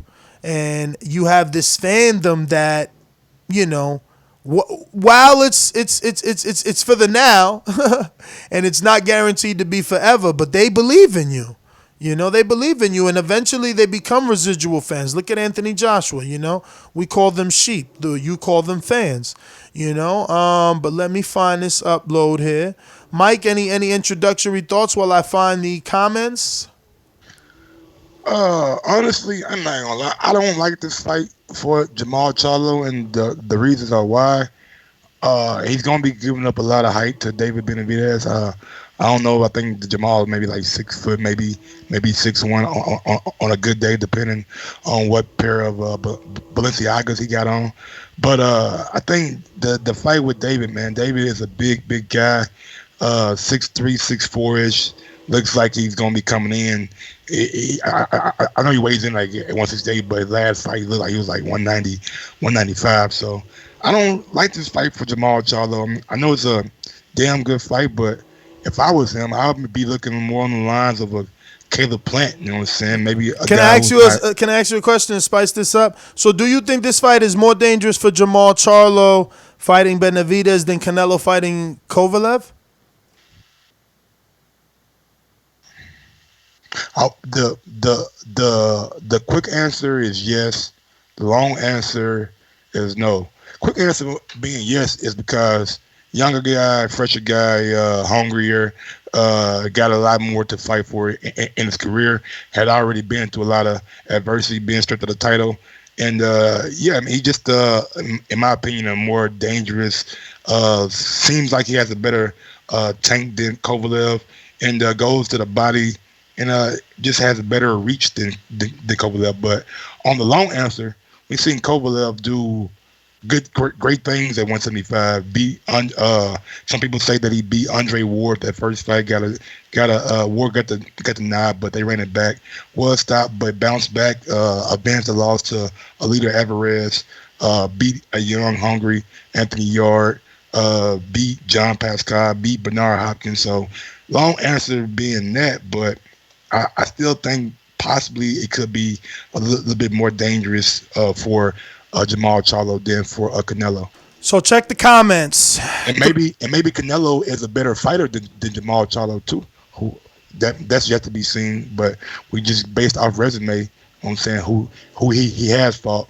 You could say that right now some people consider him the best 160 in the world. Comment section, 224 comments, and that's more comments than any of the other videos that have to do with this topic, in terms on our YouTube, right? So when I mean any of the other videos, I mean my interview with David Benavidez' father, Jose, my interview with David, my interview with Anthony Darrell about the matchup, and my interview with Jermall. Jermall's interview having the most comments. Let me just clear my throat. Excuse me. So I'm not going to try and read half of these screen names because I'm screen sharing. Hopefully you're watching along with us on YouTube. The ones that are easy to pronounce, I'll get to. Not get to, but I'll say. And more importantly, the comment. So 3 days ago, we got one that has 47 thumbs up, which is the most thumbs up on all the comments. And, he says, looks like he don't want no smoke. So before I move on, there is a lot of that. I wanted to ask you, did you watch this interview with Jermall? When y'all was walking? Yeah. Yeah. I caught it. And, well, actually, he stopped. This is another one when I found them. And, he hung up the call and, I let him know about this fight. Did you watch that? No? You didn't watch that? Damn. Check this out. Senior. I've always said on the show, instead of guys like Jermall, Charlo, Andre, whoever's calling out Canelo, make your own lane. So he recommended this. I know this is tough for you because you just got to 160. But he's like, why are those guys calling out Canelo? Canelo got his own way. He could fight David. 2 WBC champions. I'm down. I'm with all that shit. And he said... All right, so I'm not going to play that any further because I can't believe that Mike hasn't watched that. But basically they saying that looks like he don't want no smoke. I didn't feel that way. I mean, he was down with, he sounded like he wanted it. But the reason that I'm pointing out the comments is because, again, I tell you, when they think you can't win and you do win, you get put on this pedestal. So here's another one, ABS1. Charlo, yeah, it's good for them. And he's like, Ness, for them, nah, I think it's good more for you. And that's basically when I said it's a good fight for him. And he's like, nah, it's a good fight for them. And I'm like, no, really it's a good fight for you because obviously you don't have the sexy options. This becomes a sexy option for you, in my opinion. We got Andre Monroe says, Charlo and David Benavidez would be a good fight. But I still rather see Benavidez versus Plant first. What's your thought on that? Are you of that mindset? Like, because is that next? No. According to the WBC, he's got to fight Yeardom. Then he gets a voluntary. So that's when he can negotiate for that unification. And then after the voluntary, he's got to fight Callum. So if anything, you fight Yeardom and you do this super fight. Because I think I think we can build this, and I think we should build this. People are like, Ness, you're crazy. Oh, he's got business. And it's like, so why do we get to pick and choose what guy moves up and which fight is a super fight? Like, if he's challenging one of the deadliest dudes at 168, let's back him. Yeah, I don't think we pick and choose what guy moves up. I think the fighter picks and chooses what guy moves up. Like, we really haven't been in the age of guys really clamoring for guys to move up, you know what I'm saying, necessarily. Like, Canelo really started a new wave by going up fighting Rocky Fielding and going up challenging Canelo. And we seen Kell Brook go up, but being for a payday, to fight Gennady Golovkin. And we seen Regan Dial go up and fight Lomachenko. But outside of that, it's just like, it doesn't happen that often. I think more guys are maybe concerned of just taking care of what's going on in their division, and if there is a big time money super fight that presents itself, then I think more guys will be looking at going up. But Benavidez and Charlo probably will be a big fight, but does it sell the amount of pay-per-views that a Mikey Garcia and Errol Spence did? Does it even sell what Errol Spence and Sean Porter did? And can you afford to pay both these guys and not put it on pay-per-view? I don't know. Basil Lomachenko. Basil, not Vasil.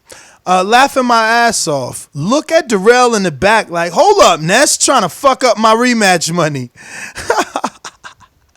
Yo, but Jarrell wasn't quick to jump on the side of Jermall. He was like, I don't know if Jermall could do it. We ain't never seen him up there, you know what I mean? Cowboy Nation says, looks like he don't want none of that smoke. See what I'm saying, Mike? And another 15 thumbs up. A lot of people don't think he wants it. Rue in the 504, obviously a caller of ours. So shout out to Rue for being in the comments as well. Says, Ness in Mexico matchmaking. Salute, TBV killing it. He just said he'd go down for the camera, but dude ain't really down with it. Mike, what do you think about that? Like, they think that he just said yes for the video. I mean,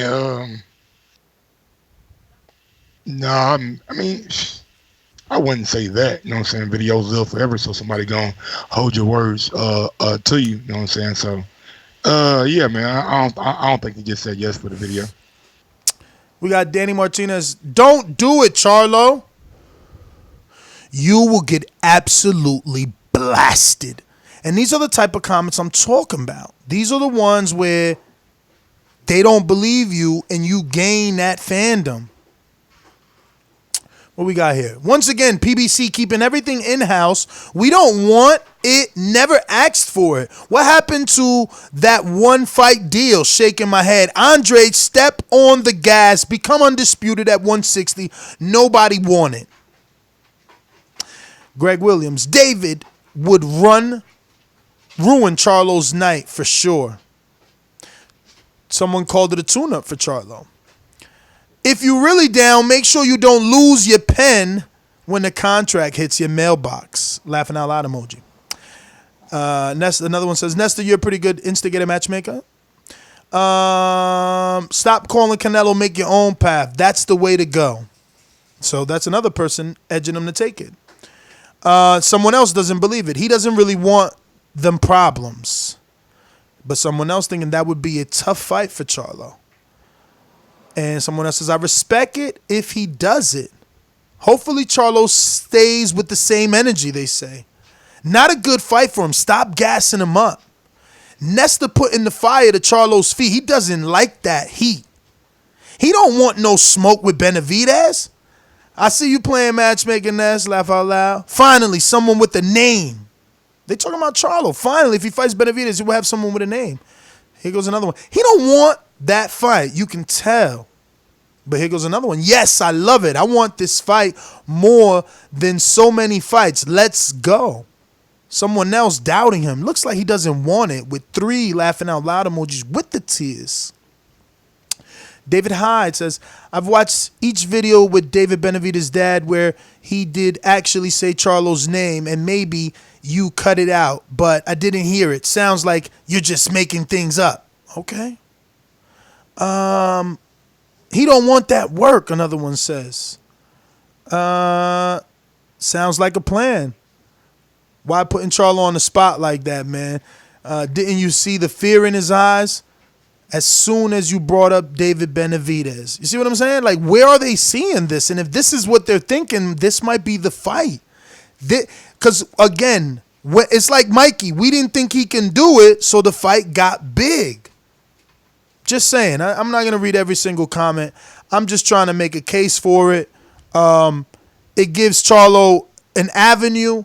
But I understand, and I'm noticing the PBC has also established a little lane for him. It looks like Chris Eubank Jr. is going to fight Matt Korobov on his undercard.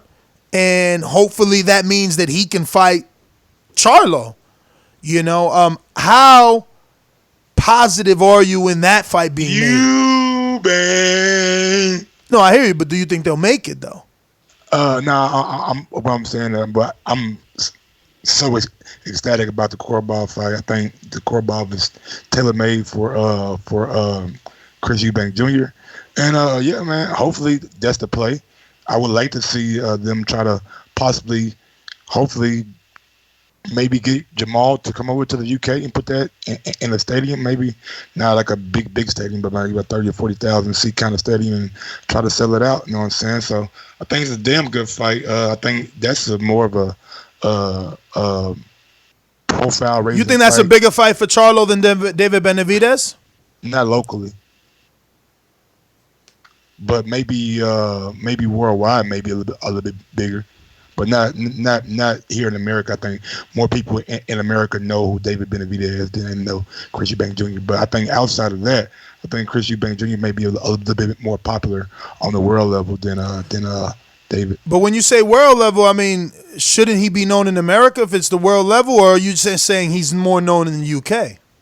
I'm saying like UK. I've seen him in like fashion shows in France. I've seen him do like Formula One type shit, soccer. So where other than the UK can Eubank host the David Benavidez fight? Or excuse me, a Jermall Charlo fight? I mean, that's what you're thinking. Like you're supposed to do it at home. Like if it's gonna be in like one or two places: to America because of Charlo, or UK because of Chris Eubank Jr. I don't know, man. I think that Benavidez is the bigger name because he's got Mexico and America. Eubank, like you just said earlier in the show, Eubank comes from a country that fits in Texas. Yeah. So I don't really see how his world. I'm going to give you this though. I think that it's an equally. I think it's an equally career-defining fight, right? Like I think he'll get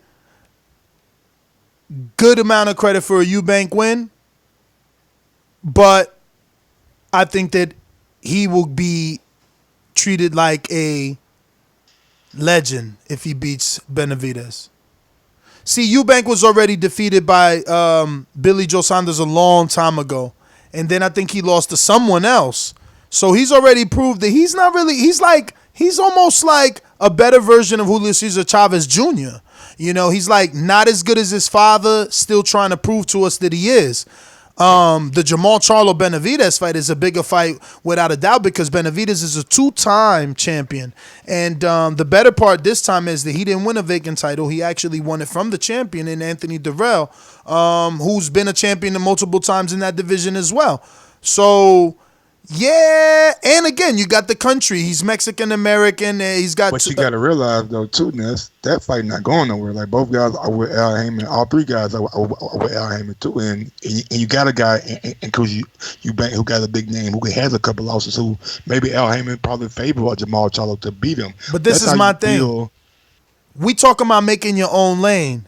Beating Eubank doesn't open the doors that beating David Benavidez does. You gotta realize if I can beat Eubank, a guy who coming down to my way, who fought at 168, then I can move up, possibly face Jarrell, and then face David Benavidez. That's why, if you're Charlo, you gotta look at the Andre Ward kind of blueprint. Mike, that's why I use the Mikey Garcia analogy to Jermall to his face, because that's your analogy, bro. But that's what I'm telling you, because Earl became the big fish. He became the big fish after that. It's that simple. You beat the guy they didn't think you could beat. But for him, it's going to be greater than Earl because it's actually that. Come on, bro. Okay. Yeah, it's actually that. So it's over. Bro, listen, you seen the comments, and it gets worse. I go to Benavidez, it gets worse, bro. Like, they don't think he could win. So a win? I know, but that fight not. The win is like Evander's win when Evander beat Tyson. If you're Jermall Charlo, you let David Benavidez do what he got to do and fight Yurdom and fight Plant and do whatever else he got to do, and then you meet him after you fight a Chris Eubank Jr. or after you fight Chris Eubank, or possibly get a Jarrell fight at 168 too. But Mike, you still building. You still talking about building a dude that's 30 years old, man. Okay, 30 old now? A Eubank fight is just a stepping stone fight. It ain't no championship fight. He ain't got no belt. Benavidez got a belt. Benavidez is a career-defining, legacy-building fight. He gonna be there. He ain't going nowhere. That's my whole point. Okay, but my whole point, 2021, he's gonna be there in 2022. My whole point is make your own lane. If you fight Eubank, you still asking for a Canelo fight. If you fight David Benavidez, you a fucking A-side. Your next fight's pay-per-view, just like Earl. Just like Earl. You the big fish, just like Earl. Now check this out, y'all. He moves up, fights Jermall Charlo. Jermall Charlo moves up, fights Benavidez, beats him, vacates the title. drops back down to 60, defends his WBC versus Eubank on pay-per-view. Now he got double whammy. Pay-per-view with Benavidez, pay-per-view with Eubank. Why? Because he already proved what I do is pay-per-view worthy. What you mean? Because you can't do it frontwards. You can't put. You fight Eubank Jr., then you fight Benavidez on dog. If you fight Eubank, pay-per-view fight for the Americans. Mexican Americans are going to buy that pay-per-view. UK Americans are not. I mean, UK people can't fly over and buy the pay-per-view. If you fight Eubank first, you can't make it a pay-per-view. If you fight Benavidez, that's a pay-per-view. So the next fight you do with Eubank, you coming home to defend. Eubank is coming from another country. You fighting in Houston versus Eubank on pay-per-view. So you telling me if Benavidez goes on and beat them, unifies with Mikaela Plant, and after Jermall Charlo beats a Eubank and beats, say, hey man, you know what? I'm moving up, but I'm gonna fight the real first. Then I'm coming for you, bro. You talking about your analogy or theory is included with Plant. That's too dangerous of a fight. That could ruin everything. Okay, so either you're gonna make the Mexican guy against the black guy or the white guy against the black guy. You're going to make one of those kind of fights to drive up that pay-per-view. I just gave you the window, Mike. You got to fight Yildirim. That's already a mandatory. The WBC already mandate you fight Yildirim and you get one voluntary. Then you have to negotiate with Callum Smith. That is their ruling. That is their ruling. Well, so what I'm telling you, let me finish. So what I'm telling you is, if you're Charlo, you get in where the fuck you fit in and you fight him on his voluntary. How can you get in if he has to fight Yildirim and Smith? You're not listening. Yildirim is the mandatory, Mike, and he gets one voluntary. After his one voluntary, let me finish, Mike, so you can fucking compute it. Compute it. After the one voluntary, he must negotiate with Callum Smith. Those are the words.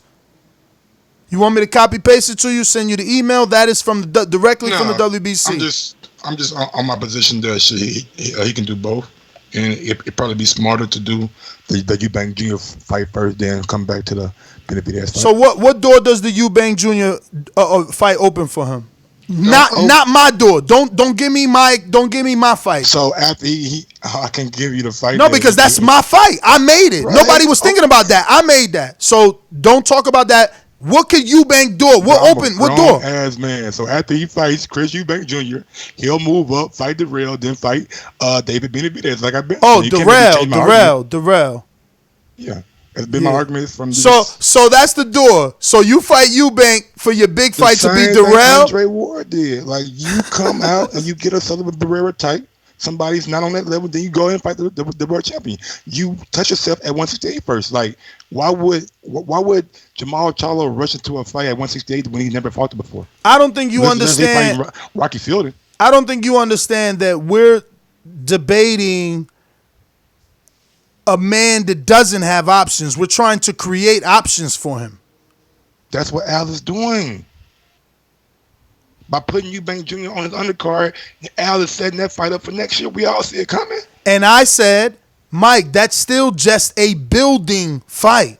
That doesn't open any huge door for Jermall. He's still left to call out Canelo and Triple G. Beating Eubank doesn't automatically get him Canelo or Triple G. I didn't say that it did, bro. All right, but what I said is beating David does open those doors. You're automatic A-side now. You're a pay-per-view star now. But whatever, we can move on. Why rush it? Just me slowing down my words obviously doesn't mean nothing. You understood what I said a half hour why ago. Why rush it, though? Like, what's the rush? The rush is he's been calling people out for fucking all his life. If he can't get He says they've been ducking him since 54, and now they ducking him at 60. And you talking about what's the rush? All right, I'm done. Now I'm done. In his own way, trying to get in the Eubank fight, and then after that, he can move up to 168. I don't understand why running up to 168 and calling one of the toughest guys out right away is going to do for Jermall Charlo. What if he loses to him? What if he feels? What if Canelo loses? What if Canelo loses? What happened when Mikey lost? What happened when Mikey lost? What happened when Rosado lost? People lose. People lose, bro, when they move up. People lose. It's going to be a setback. But if you do it the right way, like Andre setback. Ward, the blueprint that I've been seeing, then you move up, you test yourself at that weight, and then you go get the biggest, baddest man. Well then, that's why I put the comments before the argument, because, like they said, he don't want it, he won't take it. Then that's all you're saying. You're giving him an easier route, is what you're saying. Go fight him. Go fight Jarrell. Like, he was just in Mexico with Jarrell. Now you want him to fight Jarrell. News and notes: Arthur Spielka stopped Italiano Fabio Tuacci. Johan Duapaz stopped Luis Pascual. Jarrell Miller, we spoke, calls out Chisora after the win over Price. Conslot Islam, or is it Awesome? How do you pronounce this dude's name? Mike? You don't know? Damn, light went off over there. Mike out. So he's, oh my gosh, struggles in a decision win over Walter. This is better not be the same one that Andre beat. Oh man, don't do this to me. I'm about to Google this. Walter Akinwande, I believe this is it. Team Haney says they want a shot at Luke Campbell. I think everybody's seen that coming. We spoke about Chris Eubank taking on Matt Korobov on the Hogan undercard. And the WBC Cruiserweight final on hold as Glowacki versus Meredith Britis is being reviewed for all that illegal shit that was happening there. Ryan Burnett retires due to injury. Joshua Buatsi out of the November 2nd versus Caparello. And Jesse Hart versus Joe Smith in play. That's not a bad little fight right there. So those are all the news and notes. Let's get this thing going. I'm going to go out to the sponsors, and then we'll get to all callers in a minute. These calls are brought to you by El Camino Electrical Services, experts in electric vehicle charging stations. For consultations and turnkey installation, visit us at elcaminoelectricalservices.com. Remember to rate us 5 stars on iTunes. Bo in Bama on the ringer. What up? Shout out Tabo, Riddick Bo Mack, and Bo Jackson. How my call sound? My call clear?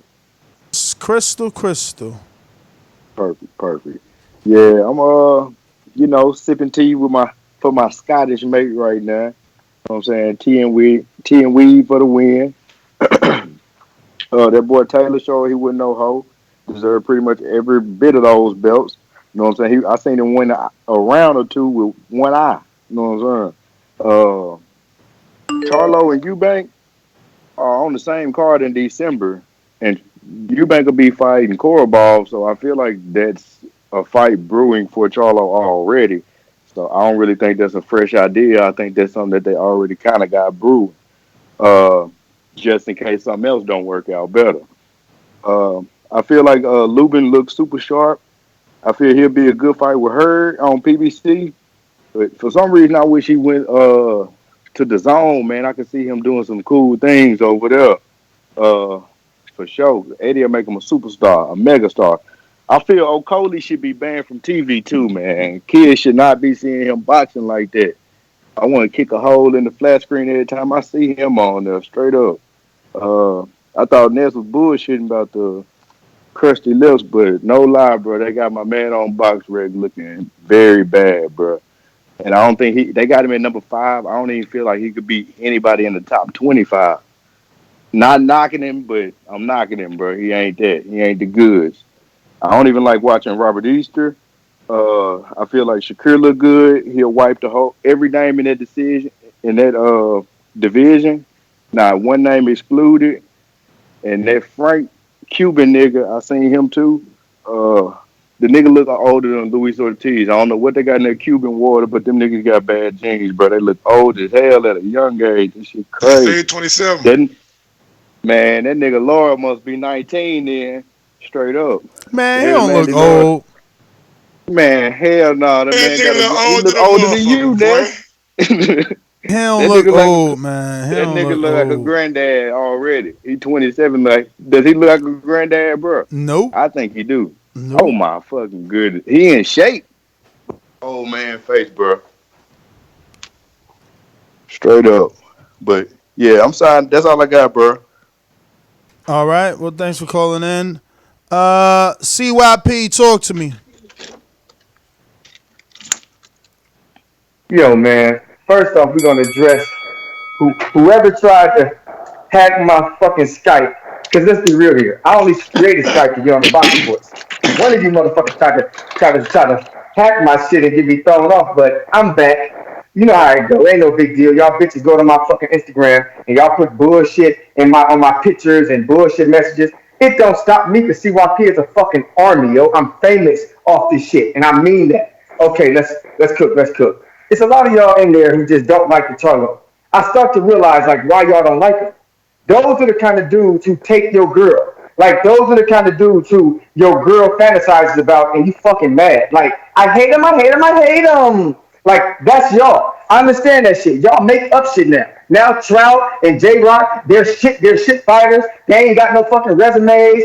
You making up shit like he's scared of Benavidez. Look in his eyes. He's stuttering when he didn't stutter. Like, y'all got some problems, man. Y'all got some real problems. In the UK, you saw Oklie Rivers' name is Ashy Ass Lips. That's how y'all really look to America. Ashy, looking like Larry. I'll boomerang.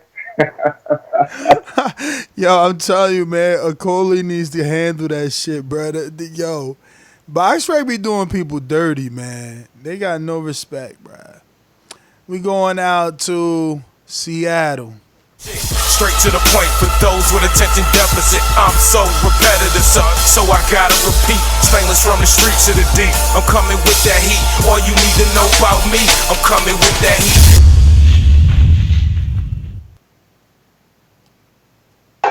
Yo, what's good? What up? Yo, this Stainless from Detroit. Shout out to Mr. PBC from Seattle Dominant. Give me just a second, man. Let me get off this Bluetooth.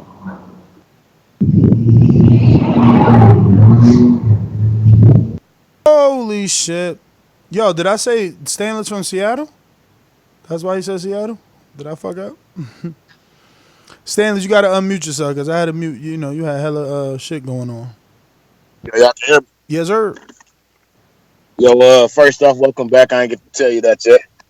Thank you. Good to hear from you again, Mike. What up? To Eric Cruz. Ain't nothing, man. To Eric Cruz, man. Next time, just get with us on Skype, man. We got a little sick and desperate too, so we started calling each other and still discussing boxing. I just let you know how the boxing voice go. Speaking of which, shout out to B. Pauly for that asterisk / franchise belt. We called him that shit the duck belt. I wish you could have had that when you was in Cancun, but they probably would have kicked you out the convention. On to boxing. To be honest, I should be taking Crow for that Prograis loss because I picked him.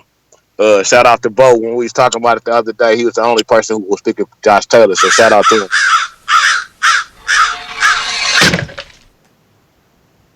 I don't know how close that fight was. Unfortunately, I was at work from like 2 o'clock to midnight yesterday, so I didn't see any of them fights. But they all sounded good. I watched a few of the post fights and some of the highlights from different fights, so it looked like it was a good weekend of boxing. Fortunately, I got the zone for the Super Series and for the Canelo fight next week. So I'll go back and rewatch it when I'm off tonight and tomorrow before all that. I just wanted to welcome y'all back, man, to let all my TBV people know if ever they disappear again, just get on Skype and call everybody, man. We all love talking boxing, so don't be scared of that shit. And as I always say, please make sure you push that thumbs up. Share this and every episode of the Boxing Voice podcast because it's TBV for life. And if you ain't on Patreon, that's because you're stupid. Shout out to El Camino. Peace.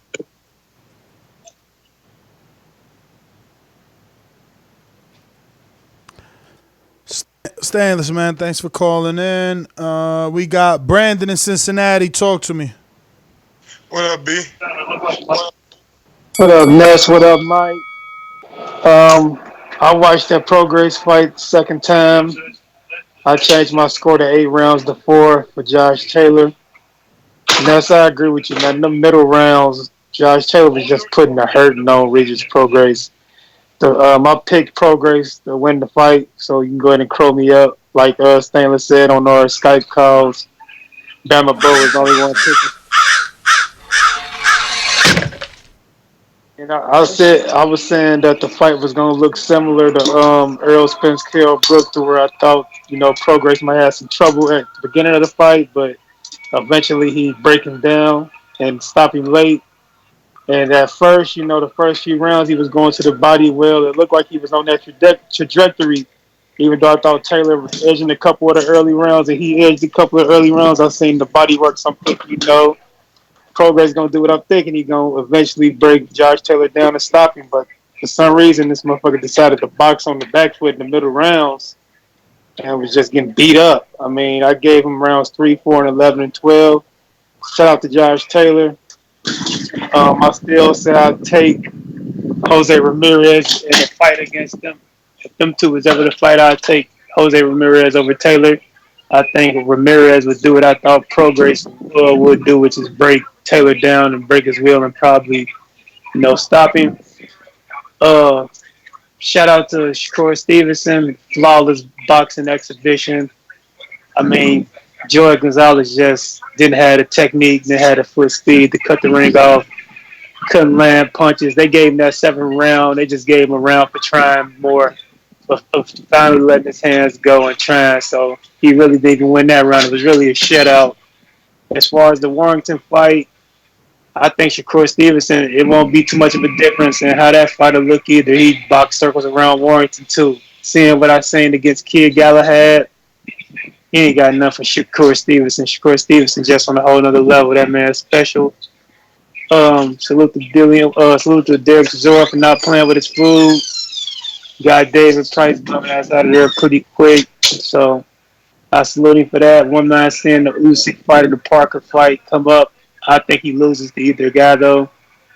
And shout out to Ness, man. You came around to my idea. Like I said a couple months ago, I suggested that Benavidez and Charlo. You said it was stupid back then, but now you see the light. Start listening to the kid, man. I always, speak wisdom. Yeah, I like that Charlo Benavidez fight. I like the Charlo Eubanks fight too. Either way they go, I'm cool with either way. Whichever one come first or second, I don't give a fuck. Both of them good fights. Other than that, like I said, man, shout out to Shakur. Cut it. Who's this paging me at 546? Oh, we went to both, so we're going to Stonebone Boxing. What up, Stonebone? What up? Yeah, man, it was a good weekend. I had it 7-5 for Taylor. He gave away too many rounds. I mean, it's like you can lose. You can have a. It could have been a draw, but a draw is basically 6 rounds and 6. But if you win 1 or 2 rounds and you let somebody sweep like 5, 6 rounds in a row, that's the judges gonna almost be like, oh, it's so far out of hand.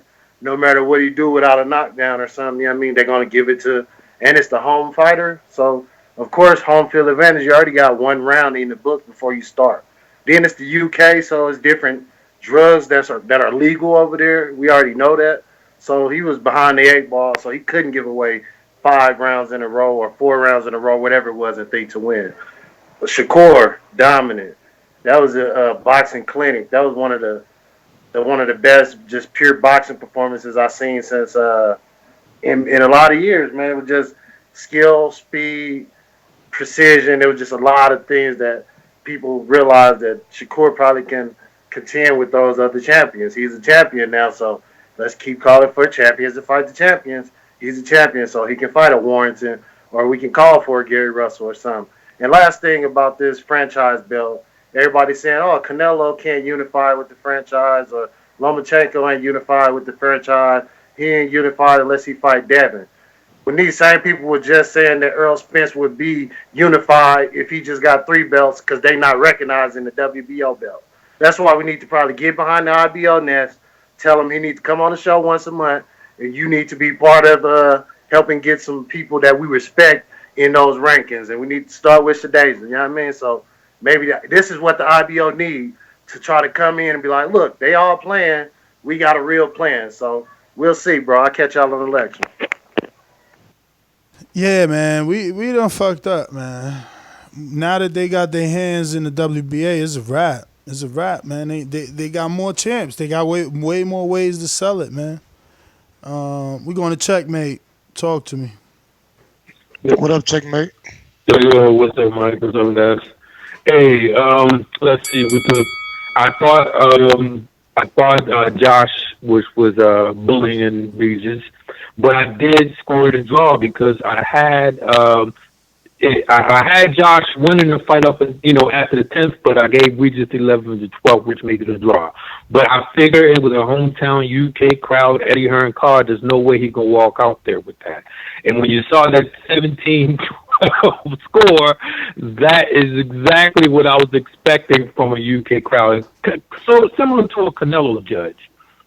And of course, I'm still kind of, I have this bad taste in my mouth with the franchise tag. That's the duck belt.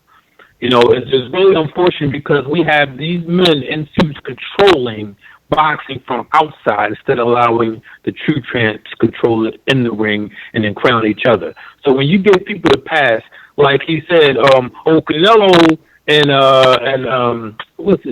Loma, they can win undisputed. But how can that be when if a person beat Loma or Canelo, they won't be undisputed? That makes no sense.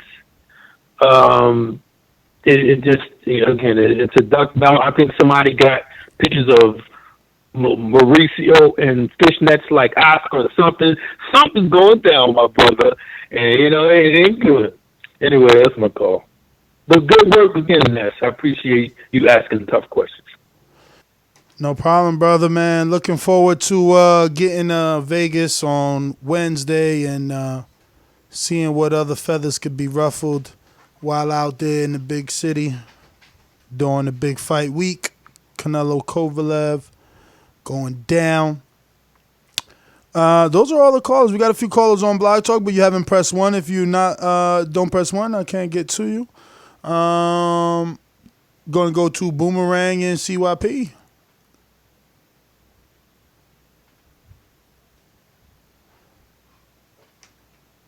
Man, that performance Shakur put on. This motherfucker's the future of boxing. Let's just cut the bullshit. Okay? Now, if you look at, you got those two record between 120 and 130. Damn. And you got Tank Steel. Then you got Crawford, and you got Spence, and you got Wilder. Man, goddamn! No wonder y'all hate us so much. Y'all wish y'all could have one of them. Y'all don't even have one of them. And when I say y'all, I'm talking about the UK. Y'all ain't got one of them. What you got is ashy Larry. That's what you got. You got some ashy ass lips. That's what you got. I understand why y'all mad as hell and why y'all hate every day. But man, let's be real here. I will give y'all credit if y'all can tell me who the hell is your Shakur Stevenson. Matter of fact, who's your Devin Haney? Just tell me. Go ahead. Y'all love us. Y'all emulate us. Y'all want to be like us. So quit talking all that shit because nothing you say matters. These are young black millionaires, young white millionaires, young Mexican American millionaires who don't give a fuck what you're saying. Get on our level. Get on our level. Get on our level. CYP out. I see y'all in the morning. Stainless Boomerang if you want it. Yeah. I'm sorry, like I said, let me get off Bluetooth for a second. Yeah, I ain't really got nothing for the show, man. This message is directed to us both from Bama, man. Hit me up on Skype so we can exchange numbers and, get together for these fights and everything. That's all I got, man. As I always say, please make sure you push the thumbs up. Share this in every episode of the Boxing Voice podcast because it's TBV for life. And if you ain't on Patreon, it's because you stupid. Oh, yeah. Ness, man. Good job over there in Cancun, man. I do got to give you a shout-out for that, man. You stay active, stayed in the fighters' faces, the coaches' faces, man. I'm really excited about the information that you got in the referees' package and everything, so I can't wait to discuss that, man. I'm excited for this week building up. And if I don't talk to y'all before then, man, safe trip to Vegas, man. And shout out to El Camino. Peace. All right. Well, Nest GTO, Instagram and Twitter, man. Morning show. Catch us on the next one. Grouse1911 on IG and Grouse2312 on Twitter. Big ups to Josh Taylor, man. Great fight this weekend. Hopefully, you know what I'm saying, everything checks out and we can see you back soon. Big ups to Regis Prograis. Great fight. Shakur Stevenson, young champ. Great job. And, man, Erickson Lubin. Glad to see you back on the right side of things. And hopefully you get another crack at the title real soon. All right.